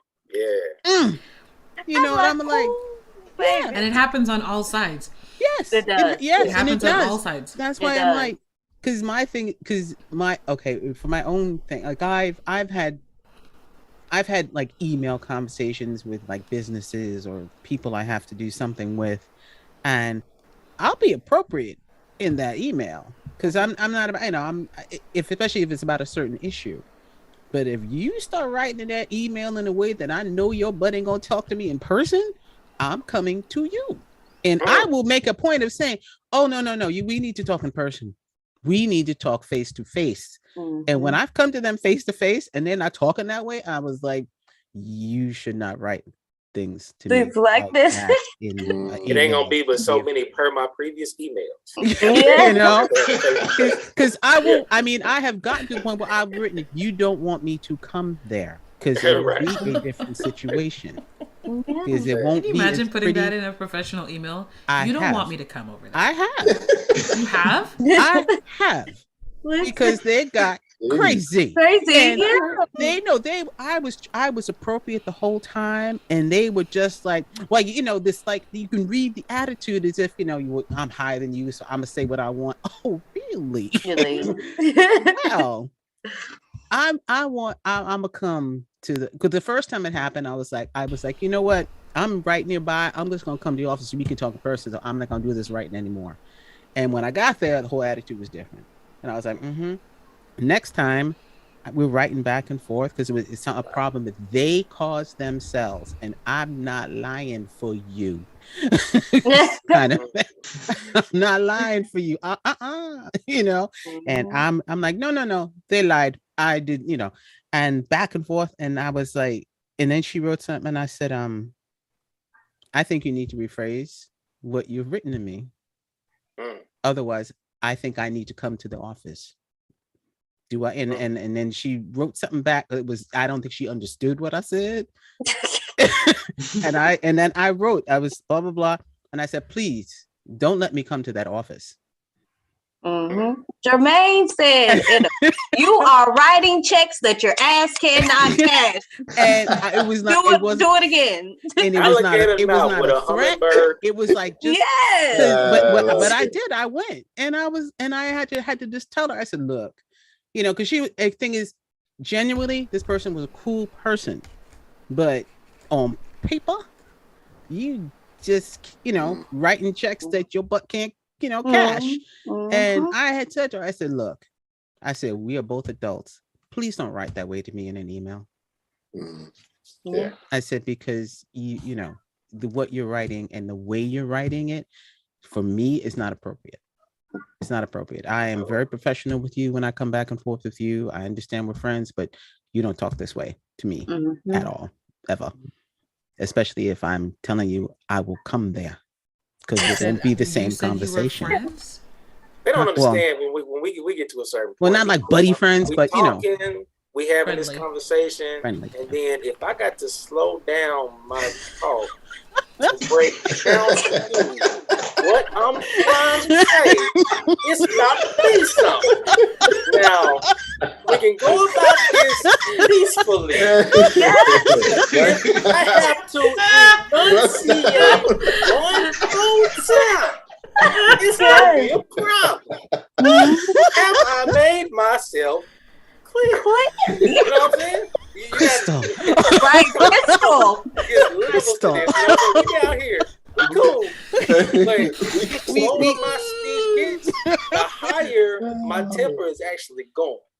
So you thinking, oh, I'm speaking calmly and clearly that I must no. I'm trying to get you to understand that we're about to go there.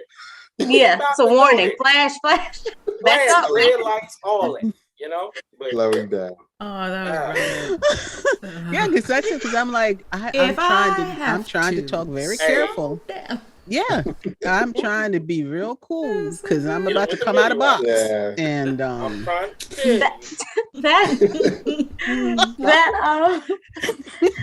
I had a coworker one time.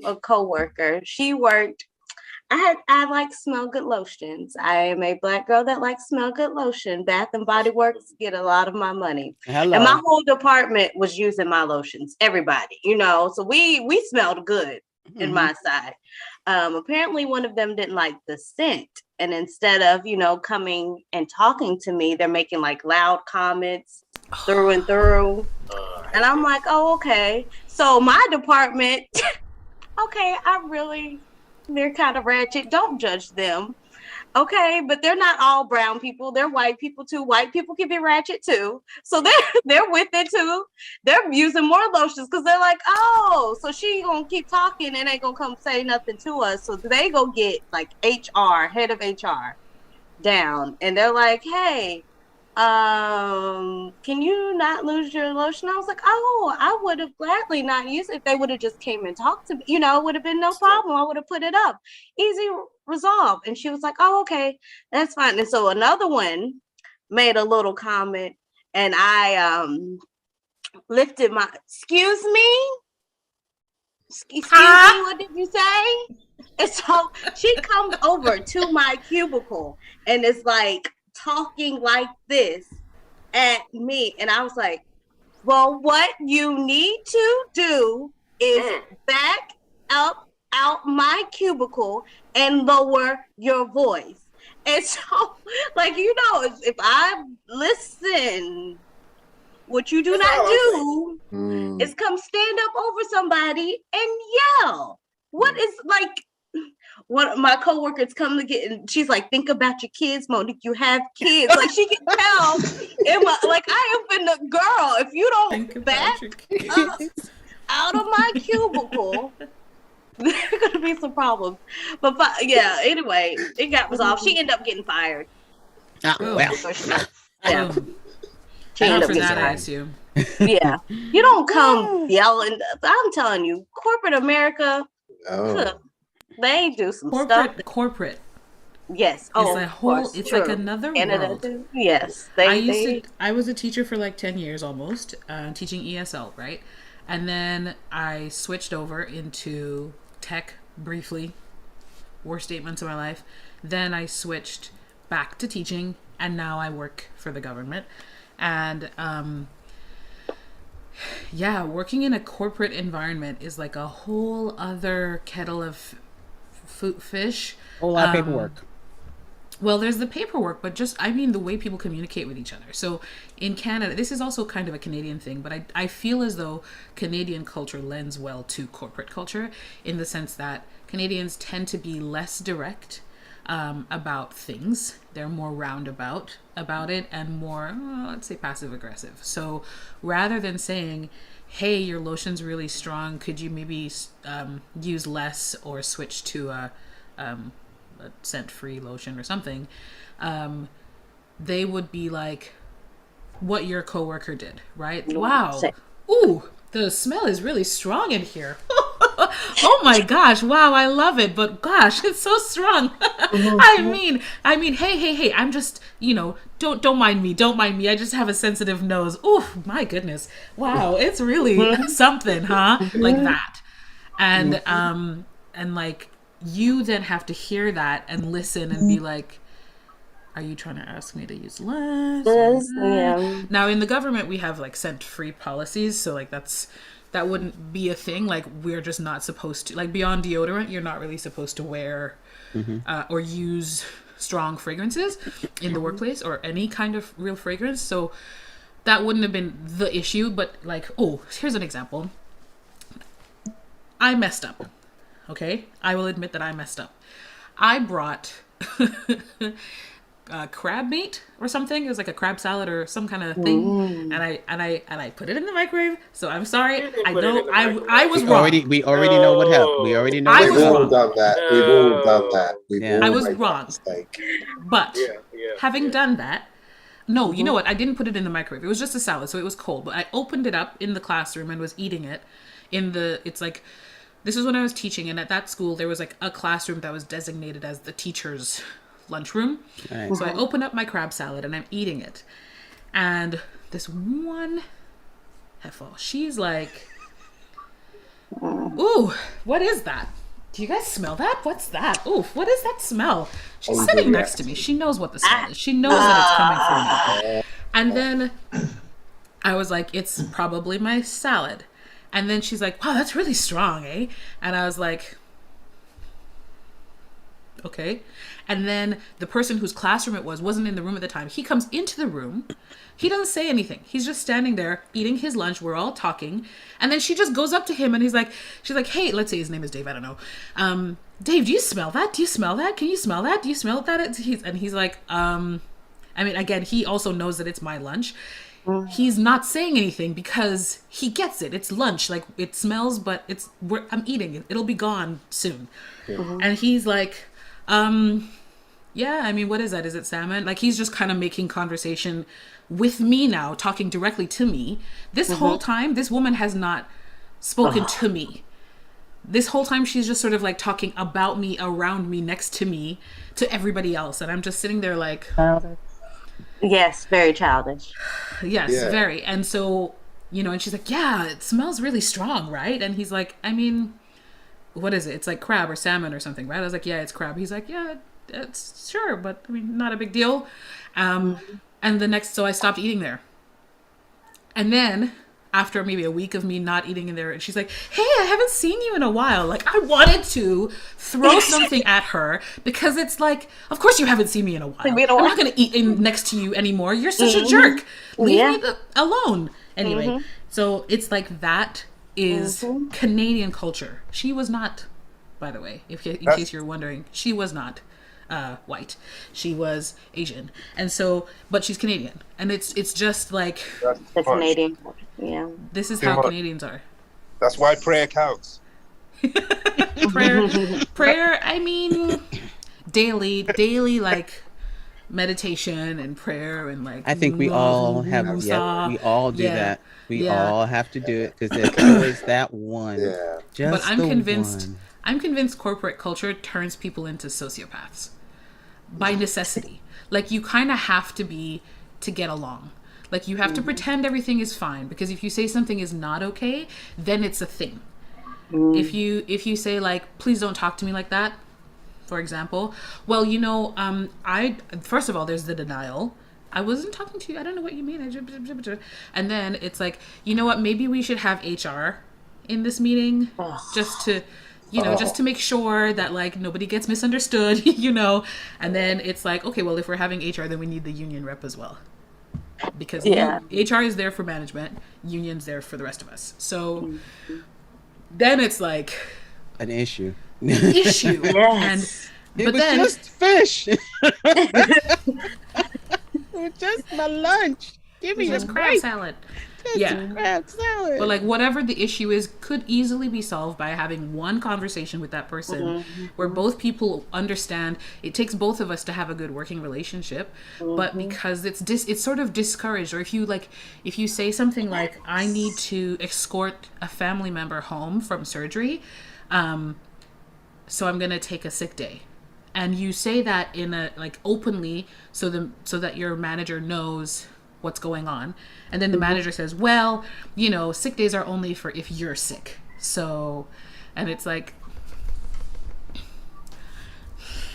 okay, no problem. I can then call you tomorrow and lie. Right? So then to avoid this conversation, I didn't say that, but I'm just like, then it makes you think, oh, cool. So next time I just don't tell them what it is. And I'm sick. I have to take a sick day. Exactly. Bye. And then you go do whatever you want. But I would much rather tell you what's going on, let you know I'm going to be using one of my sick days for this, sick days which don't carry over, right? And that means if I use up all my sick days helping other people and then one day I am sick, whatever, I understand that that's the consequence. But if I'm honest with you so that we have this relationship where I can tell you this is what I'm doing, but you can't because corporate, because rules, because HR, because that works in smaller companies, isn't it? In smaller companies, you can build that sort of relationship where you can say that, oh, I can't make it tomorrow. Is it all right if I have next week? Can I take that week off? And it's much more flexible. But you're meant to sort of almost fit into like the robot sort of scenario. You are meant to work like a robot and achieve exactly what you need to achieve. You know, no matter what, it's it has to sort of dull your senses to work. Yes. Corporately, you have to dull all of that. I say corporate is where souls go to die. Yes, exactly that. That's my personal opinion. Exactly that. Well, now we're not going to die. We're actually going to, since you kept bringing up salmon and stuff, you know, this going into the food section of of the Zoom. Well, now I should enjoy it. Now. Huh? I've got to go. I've got to cook. No. You're gonna cook? Speaking of food, next time you have to bring the sax, you can play. Yeah. Yeah. I didn't tell him that part, but that's all right. I'm gonna talk about you when you leave. Wow. It'll all be good. Thanks, Ken. It's lovely to meet you all. I was right. It's lovely to meet you all. I was writing it in the chat, but I just think it's a bad way to go out. Just take care and nice to speak to you. And thanks, Jermaine, for the invite. Thank you. Thanks for coming. Nice to meet you. All right, bye. Bye.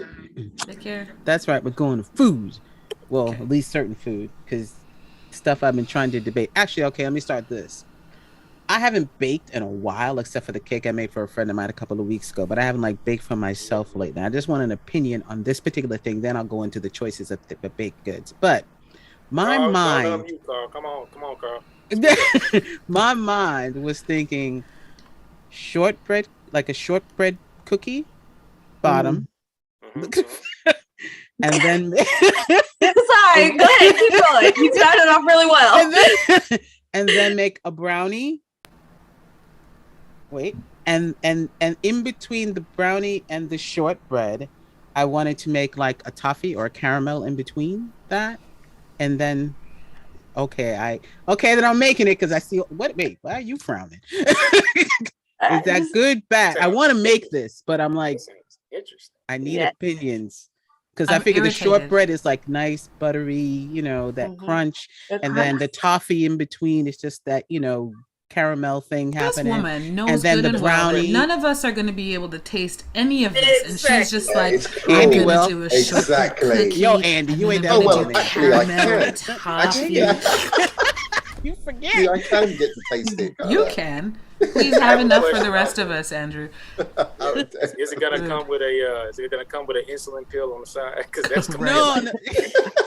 Oh, well, see, you have not tasted sugar stuff. spike. I don't. No. I don't sugar stuff up. I dislike that to an intensity because a lot of people make cakes and it's like sugar on sugar on sugar, just like it could take in a spoonful of sugar. And I look at a recipe or something, I'm like, well, 2 cups of sugar, 1 cup of sugar. You know, it's like I take that away because that's too much. That is. Dee has a scientific question for you, Jermaine, in the chat. Does the shortbread and the brownie have a similar bake time and temperature? No, actually they would not. But I'm not baking them together either. Okay. The shortbread is being I just see it after. Yeah, it's assembled afterward. The shortbread also is baked for science. First. She should taste it. All of us. Yeah, you a peer-reviewed. Be like, yes, ma'am. No, most because I kept thinking about it. I was like, I want to bake something, and I don't know what you want to bake cake. I want to bake something, and so I needed opinions. Now I can see it because I baked it's called a cookie brownie before. Okay. Where you have basically, just think of your favorite brownie recipe, right? Mm-hmm. You take that, and then you take your favorite chocolate chip cookie recipe. Okay. Mm-hmm. You put your brownie recipe in the pan. Mm-hmm. And then you take spoonfuls of the cookie and just put spoonfuls all over the top of the brownie. Mm-hmm. And then as it bakes, the cookie bakes down into the brownie. Okay. And then it's all one. That's great. Oh, I think that's my love language. That's nice. Keep talking. Why are you laughing, Carl? You've been laughing this whole time. I'm saying, say something, Carl. Hey. Yeah. With your Walt Disney greenery in the background. I thought it was. I didn't know what it was. I don't know what it is. I just assumed Batman. It looked like Wakanda. Spacey, and it's Wakanda. Magic Wakanda. Ooh, go ahead. Is it really? Yeah, there's a panther right there in the back. In the oh, there it is. All right. Yeah. I knew it was something. Oh, so this is from like the comic, right, or something? Yeah. This was animated. Yeah. Okay. No. Now we're all standing behind Carl. Do stuff. Wait a minute. Yeah, Carl, move for a second so you can see. Oh, stop! No, she was just getting sit up, bro. Okay. Why were you laughing? I still want to know. Huh? What? Me? Nothing. I was laughing at you. Like the face that you were making. I was looking because since I'm on my phone, I can only look at a number of people, and my screen is me, you, Jermaine, and Andrew. And the face that you were making while Kevin was talking about making that what they call it a chocolate chip brownie thing. Cookie brownie. Brownie cookie. Yeah, rookie or whatever. Yeah, and just the face you were making, just like, I want that so bad, and you're just like, I was drooling just a little bit as he was describing it. I was like, right, and it was hilarious. Trying to find a picture. Oh Lord! No. All right, so here are the choices. This is a ranking. I'm not even gonna say take one out. I want a ranking. No, in fact, no. I am gonna make you take one out. And you have to rank them. I'm gonna make you take one out. I'm sure it'll be easy. All right. These are cakes. I don't want to play. It should be easy. Carrot, pound cake, banana cake, and chocolate cake. Is banana cake the same as banana bread? Yes, I would put them in the same. Like the loaf of. Yeah. Delicious. Yeah. Carrot, pound, banana bread, and chocolate. I don't know pound cake. Pound cake. What's pound cake? Is basically vanilla. It's like a vanilla cake, a pound cake. Oh, like Okay, vanilla sponge. Just like a regular like sponge. Yes, a I get you. sponge. I get you. Wow, I've not heard it. Wow. What is this? Oh, okay. That's the brownie. That's the cookie brownie. So you see it all bakes together and everything. Sorry, Angelique. I'm sorry. Okay, continue. Delicious. I was looking. Make something else and don't drop something off by my house. Make one more thing and don't drop it off by my house. Man, you gonna fall out. Wow, but see, because now I know you're you're both in Arkansas, right? You're both in Arkansas? Yeah, and his people live close to me. Oh, make something and don't bring it by the house. Go ahead. Be daring. Make something. Either way, my gas tank set up. Gas is high. Okay. So which one would you rule? Which one would you rule out, and which one would you rule out, and which one is your number one? Banana is Monique. out. Banana's out. Banana. I don't want. Dare you? Wow. You know what? That's fine. More for me. Banana's out. I think chocolate cake might be out for me. I'm out on chocolate as well. Yeah. Chocolate's out. That's the one that's going first. Sorry, chocolate. I can't do chocolate cake. I'm a big chocolate girl, but I'm not a big chocolate girl. You know what I mean? The same. Actually, I have to say the same too. I like making it, but you don't need no more. Got it. Okay. Actually, I'm ruling out chocolate as well. I'm exactly the same. I like I love baking it. I love baking it and using it, but I don't need to have it. There's a cake. My favorite chocolate vanilla ice cream. Y'all don't love warm chocolate cake with vanilla ice cream? That is very nice. That is nice. I have to say. I can have it with banana. I can have it with sponge, and I can have it with carrot. If you had said a brownie and not a chocolate cake, it would have been a harder decision for me. But chocolate cake, meh. My thing with chocolate is it has to come with something. My favorite chocolate bars are Bounty, which is mostly coconut, or Crunchy, which is mostly honeycomb, covered in chocolate. So like I like it with like Snickers or but just like a straight chocolate, it's too much. So I would say no chocolate cake, and then if I'm ranking them, what would be your number one? Number one would be banana bread, I think. And then number two is probably just the regular pound cake because it's so versatile. You can put it with anything. And then number three would be carrot. Nice. You okay, Monique? Look at her face. She just heard. Andy? It's like having different tastes in men. We will never have to fight over who gets what. That's true. We can be the best of friends. Yeah. It's like how I love oatmeal raisin cookies and Whitney is a heathen and doesn't. Okay, that's another. Wait! Don't even start that now. We're gonna wait on that. So my time. Trying to pull her into the conversation. We're gonna get to cookies in a minute. Okay. I ain't heard no potatoes roasting nothing all day. Come on now, potato leg. Okay, wait a minute, Andy. Was that a middle finger? What? Yeah. Andy, go ahead. All right, I'm gonna say carrot cake would be my number one. I mean, I just adore carrot cake. It's just damn. And then the pound cake, I would say, and then banana cake. But banana cake, I've only just recently got into. I like banana cake. He is so rude. Yeah. Banana's nice, Kevin. Yeah. Banana is not. Sorry, Kevin. Who is rude? V. I said V. I didn't was say rude. you was rude. I said V. I said V was rude because in the chat she's like, Yeah. Banana belongs in the pits of hell. Bake them all except the rotten banana. Oh my God! Over the rank banana. I agree with everything being said. She's not a liar. Over rank banana smell. Oh my God! Damn. Go, yes, B. Tell us how you really feel. Now, I'm gonna throw a little caveat in there because that's what I do. All right. Okay, go ahead. Now, which one would you toss out? I'm tossing out that banana. Nah, okay. Get out of here, banana. You know all right. I'm about to throw some fingers at y'all. Nope. I'm this close. I'm like. Yeah, okay. Calm down now. Okay, and what's your number one, Kev? My number one is I'm gonna have to say chocolate because if we're being honest, red velvet cake is a chocolate cake. It's just got the red ice, the red color in it, right? This is true. So I love me some red velvet. So I'm gonna go with the chocolate. Okay. I ain't big on carrot cake, but I eat the carrot cake. You know what I'm saying? But that's gonna be my number 3. Number 2 is pound cake though. So it's chocolate cake, pound cake, and then carrot cake. Cool. But I think pound cake. See, I be throwing stuff. I be thinking 7-Up cake. That's what my first mind is. A pound cake. I think of a 7-Up cake. 7-Up I'm cake. sorry, Right. Carl. 7-Up cake. Angelique, you never heard of 7-Up cake? no. Okay. Oh, Kevin, wow. I've Okay. never So heard of a 7-Up basically, your milk, water, whatever you're gonna put in there. Instead of that, you use 7-Up, and you still and it's make delicious.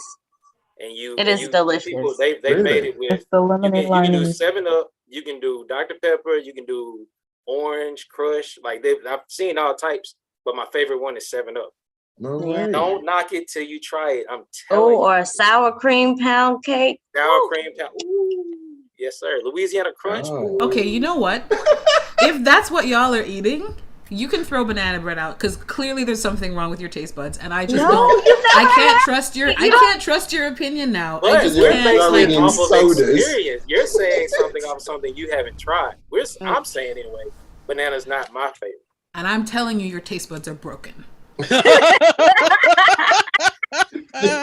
If you're putting, I don't have to say Anyway. this. I'm going home. Yeah. Okay, wait. Okay, go with. Angelique, I'm with you on this one. Oh, I'm sorry. Carl, tell us your choices. What Come would you on, throw out, and what is your number 1? Throwing up banana.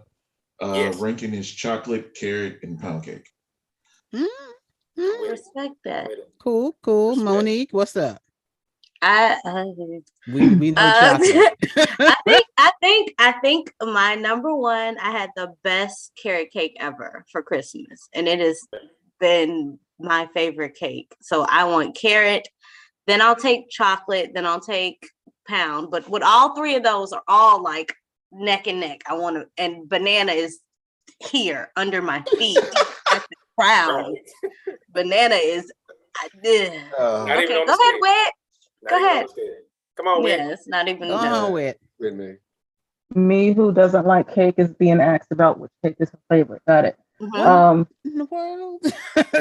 Yeah, we overlook it because we love her. Okay. So I guess what Beige said was about the red velvet is technically a chocolate cake, fine, but it has to be really good red velvet cake. Right. Everything else can go in the trash. Ooh. I'm okay with that too. Okay. Boom. Ow! line in the sand. Yeah. Fight me. No, That's how you come in and just blow up the whole spot. I know, right? Red velvet cake. All else is trash. Fight me. I mean, she doesn't Really like cake, good though, red so velvet. whatever. A good moist red velvet. Yeah. Yeah. What about you, Jermaine? Come on now. You asked the question. You said you'd throw out Number chocolate. 1 is We pound heard you. cake. Okay.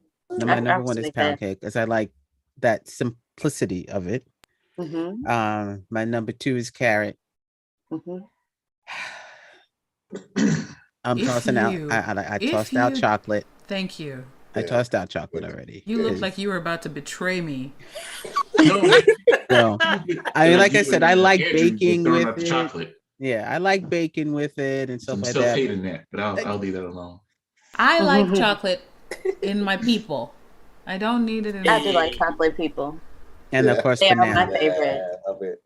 I like hot chocolate too. All right, since you did blow it, I had 2 more, but this I'm gonna just go. I'm not even gonna do the one I was gonna do. I'm gonna do. Kath, one. thank you for saying banana never hurt no one. V There you says go. banana hurt me. I don't believe you. Bananas are too soft to hurt anybody. Yeah. That's the thing. I don't want. I can only take banana in like a smoothie. But bananas have hurt people indirectly. It's like, in those Slip and countries, fall on like a banana. spiders hiding in the bunches of bananas, and they come out and bite people. Thank you, Carl. Thank you, my brother. That's all I'm You saying. know we could say that about anything. No, people don't We're slip thinking and about fall bananas right on now. chocolate. But People always Tell me slip the and last fall on time banana. somebody was picking some chocolate Slip and the fall. spider bit There's them. He's talking apple about peel. banana peels and cartoons. Like the cartoons, Okay. they slip and fall on the banana He's peels all basing the it on a time. cartoon. Yes. But you That never apple see peel them with hurts so chocolate bad. cake. Ouch! I'm gonna fall. No, you now. never see. You never see them with chocolate cake on the table. Chocolate cake is delicious. I didn't say it was not delicious. It's not on the table because they already ate it. Bam. Y'all are I'm skipping the cookie so one. Angry with I'm gonna use the cookie one next the, time. The four of you. I'm gonna use the cookie one next time. This one is actual food. All right. This is it is more so which one you prefer. Which one is your preference? And it's regarding pizza. Because I was having a debate about pizza last week and they were just Don't trash. ask about pineapple. Huh? I said pizza. No. I know. This is just a choice of regular pizza pie or deep dish.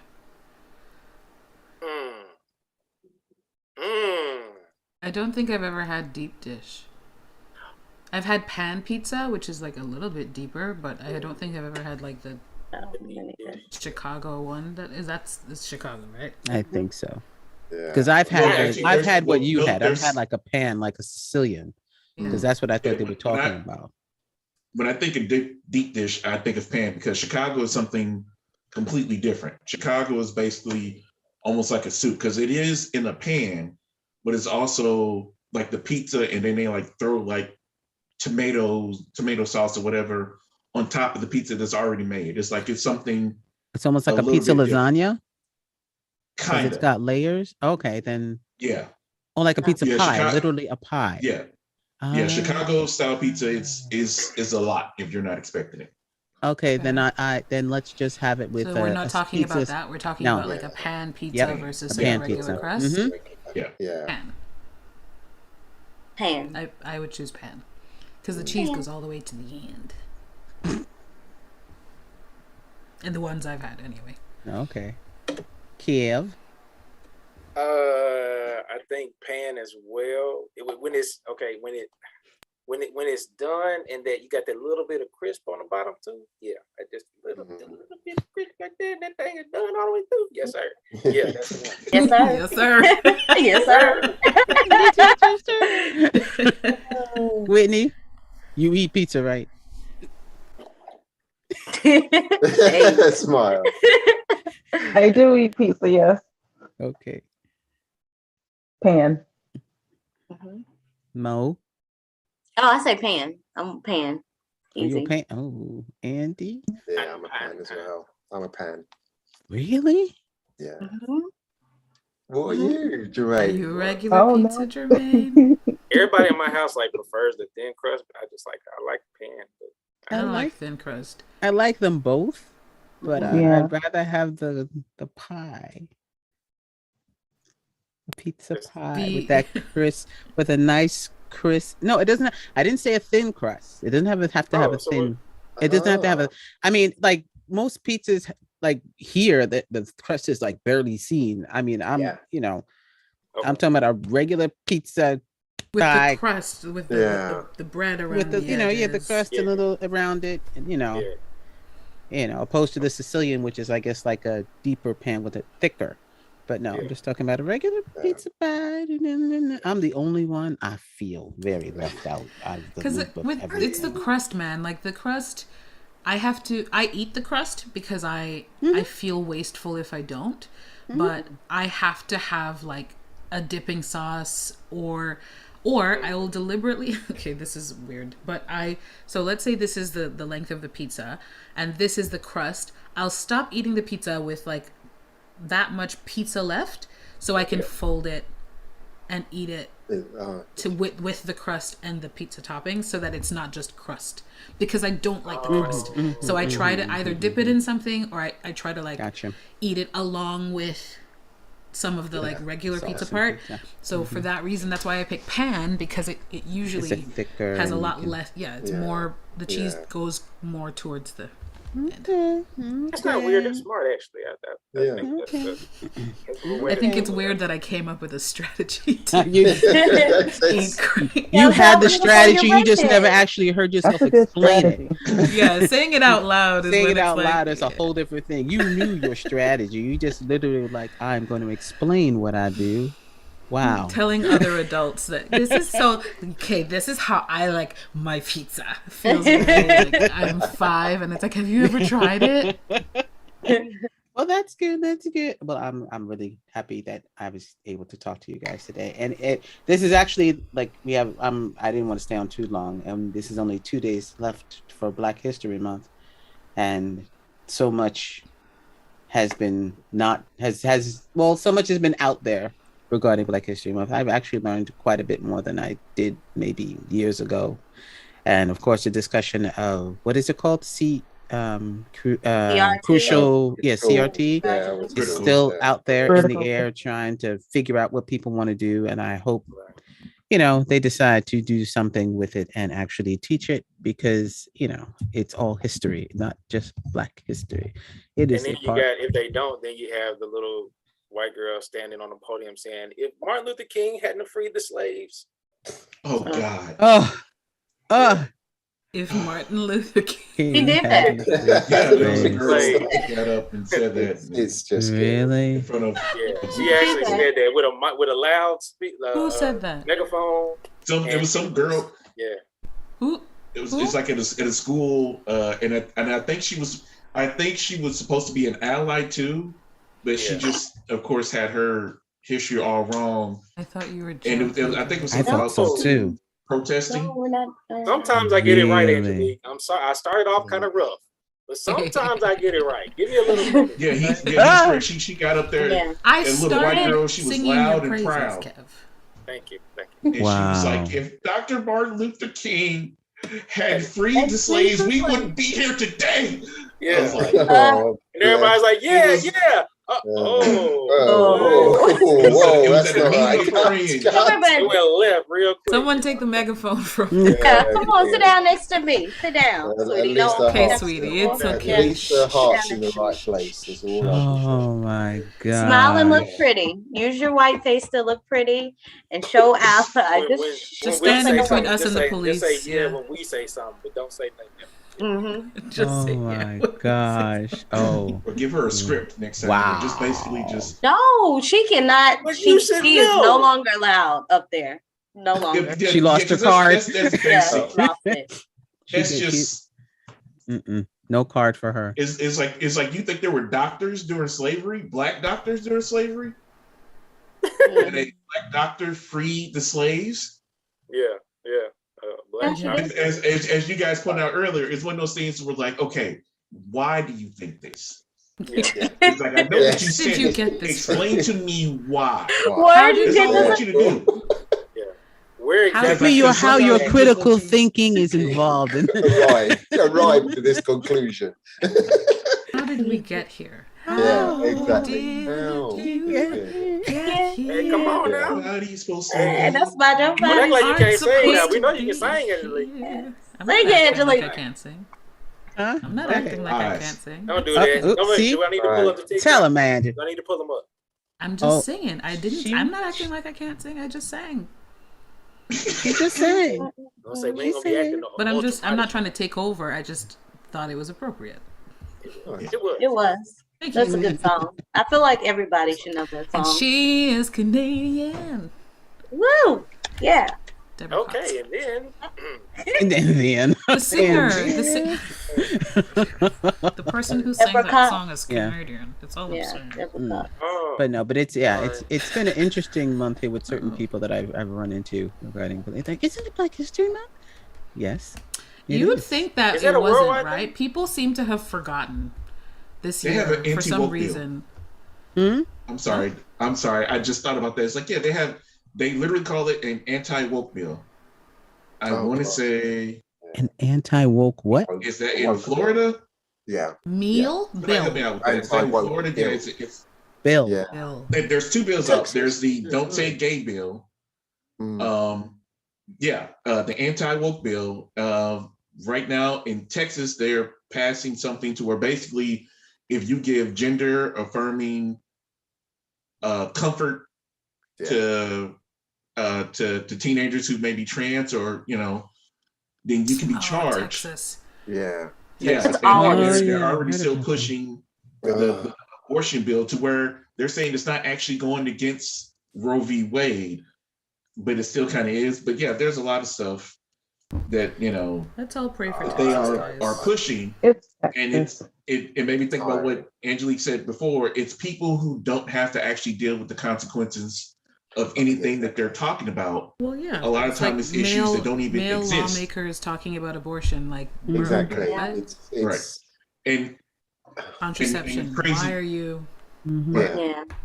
And even like a friend of mine who was very much into it, he goes, "Oh, you gotta watch The Handmaid's Tale." I started watching it, and I think I had to stop.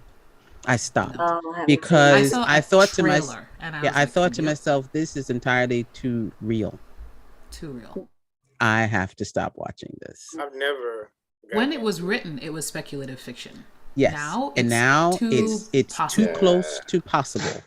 Yeah. And I was like, I can't watch this no more. I'm going back to Game of Thrones. That's terrible. Game of Thrones has all the things. The twins are doing it, but I can watch the twins do it. I cannot watch Handmaid's Tale. That should tell you. I must watch the dragons. I got mad watching that movie, Don't Look Up, on Netflix. Oh, I didn't watch that. I like the movie. It's way too long, but watching it, and it's just like it's so realistic as far as how people would act and the different things they would do, to where it gets you mad. Where like, this is actually well acted, whatever. However, I'm getting so frustrated because I'm seeing this in real life that I kind of don't want to watch it in entertainment too. Exactly. Exactly that. I've had my fill of Black trauma. Anything I am struggle films. Yeah. I mean, black trauma and women's trauma. I'm like, I cannot anymore. I don't have nothing else to give you. I've cried all my tears. Who is it for? Broken my Is this heart entertainment? It's not. It's depressing. I cannot. I always just ask myself, who is it for? You just can't do Hidden Figures, man. Didn't bother. I haven't seen 12 Years a Slave. I haven't seen Hidden Figures. I have not seen Handmaid's Tale. I won't. I haven't, Green Book? No. What's the Birth of a Nation? Nah. Yeah. I saw Django and I thought I was watching it. I thought I was having a fever dream. Django was weird, and like the number of times they had the N-word in there, I'm like, Quentin Tarantino. I mean, we know you like to see it. Don't need it. And people kept saying, "Oh, it's historical." Realistic. It's like, none of it's not any part of no story. Right. It's like okay, was Jamie Foxx coming out that store looking like Prince? Was that also that blue ensemble? I still feel like Quentin Tarantino is just a safe haven for white people to use the N-word. Yeah. That's just how I feel. Yeah. If you ever want a chance to use the N-word, make sure you get cast in the Quentin Tarantino movie. Yeah. Like, he's like, hey, wait, we got a movie for you. Who's directing it? Tarantino? Ooh, I bet I can say the N-word. I want to try it. And going back, and like, if I don't know if anybody has, or if everybody has watched Pulp Fiction, but his part in there, to where he says it grinds the movie to a halt. Yeah, because it does not. Says it to the kid. And he says it to Samuel Jackson. Oh. They killed the guy. They bring him to his house, and he's just like, oh, this some, and they're talking to him. It's like, we just got through the impression that we have of John Travolta and Samuel Jackson's character are that they're badasses, and they come there to Quentin Tarantino's house, and he's just like, he's talking about his coffee. He's like, no, it was like, I know it's good coffee. He's like, I buy the coffee. I want to know, where does it say that, this is a dead nigger cleanup? And it's just like, and it's like, I don't buy him saying it to these two people, and they just don't kill him. And I was gonna say, exactly.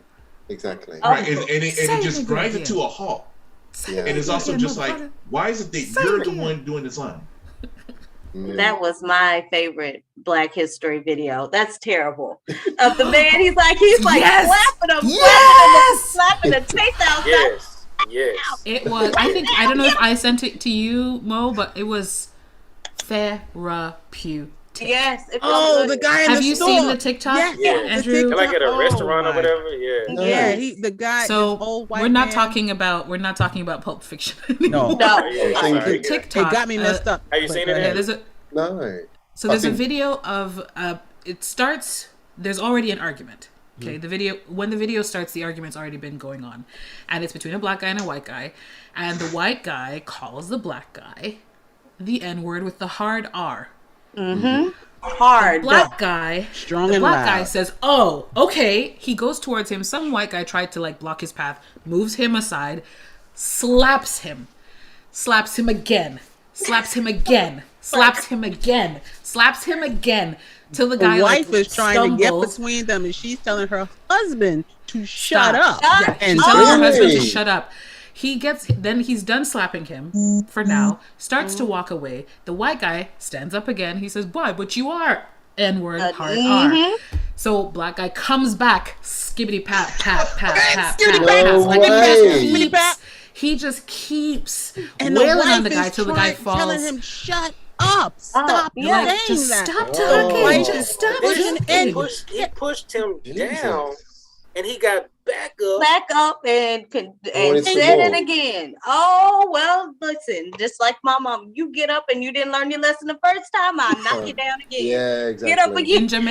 In Jamaica, we say all who don't hear must feel. Yes. All who don't hear we feel. So he obviously, I'm like, has he never experienced consequences for saying that before? That was, I'm like, he had white hair, so that's a man who lived his whole life obviously saying that word, never experiencing consequences. Exactly that. He was due. Exactly. He was and finally got it, and then but thing is, once you got that first piece of consequence, this was not a small man that was hitting him, because he was not a small man. He was not a small man. He was tall, but slender. He was slender, but he wasn't small.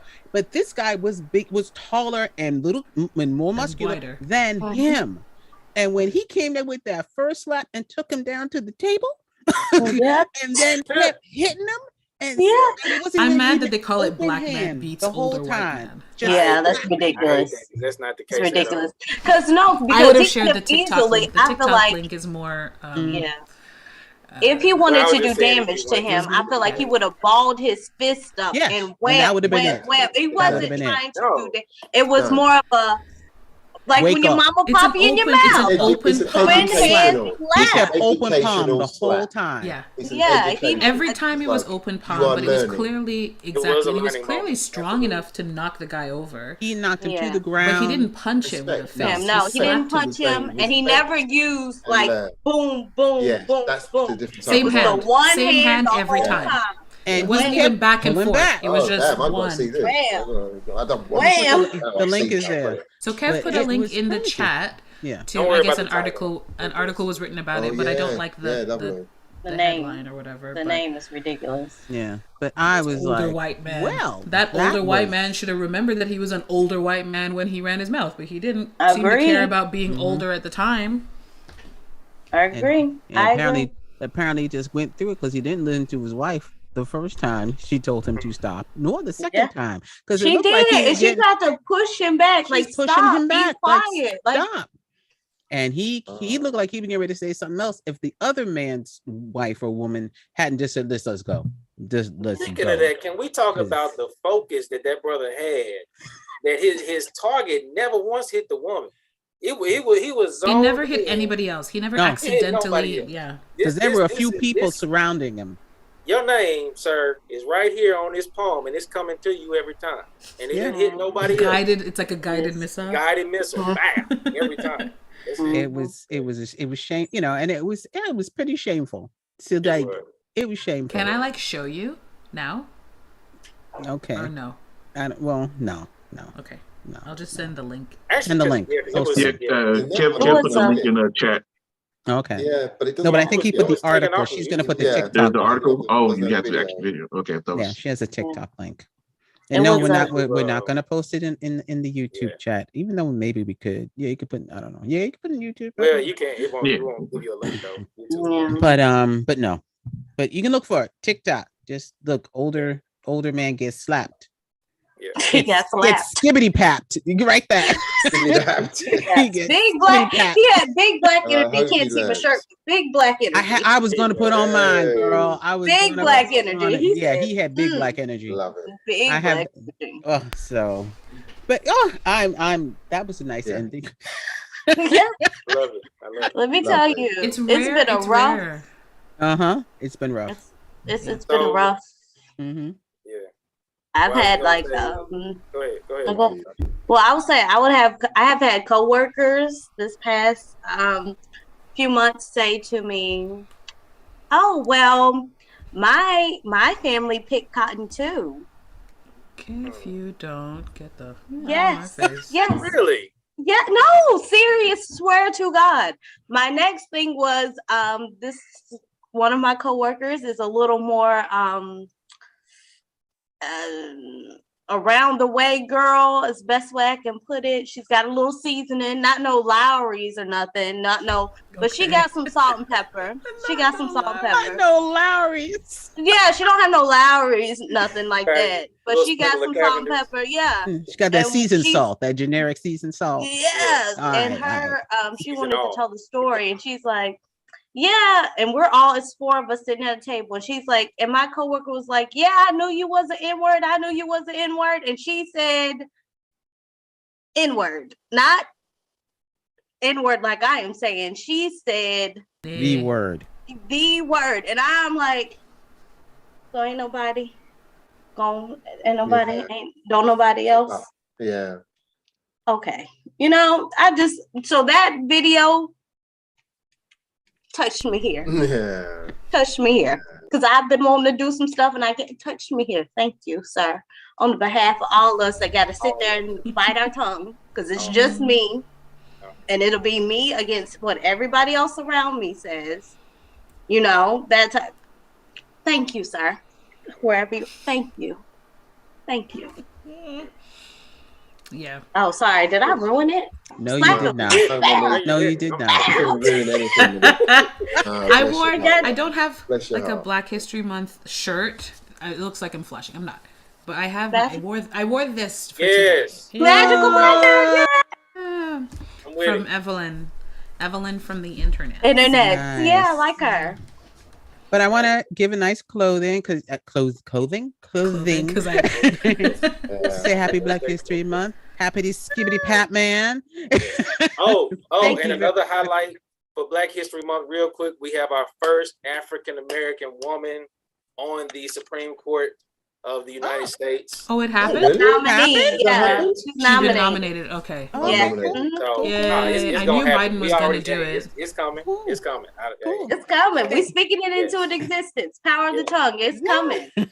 Thank you, Carl. Thank you, Whitney, Monique, Andy, Angelique, Kev, and Ken, who was here earlier and had to pop back out again. I appreciate you all. And I hope to see a bunch of you since it's like a normal group like this anyway next month. I appreciate you all. I'm going to appreciate all of y'all who are watching, and we'll see you next month. Thank you, people.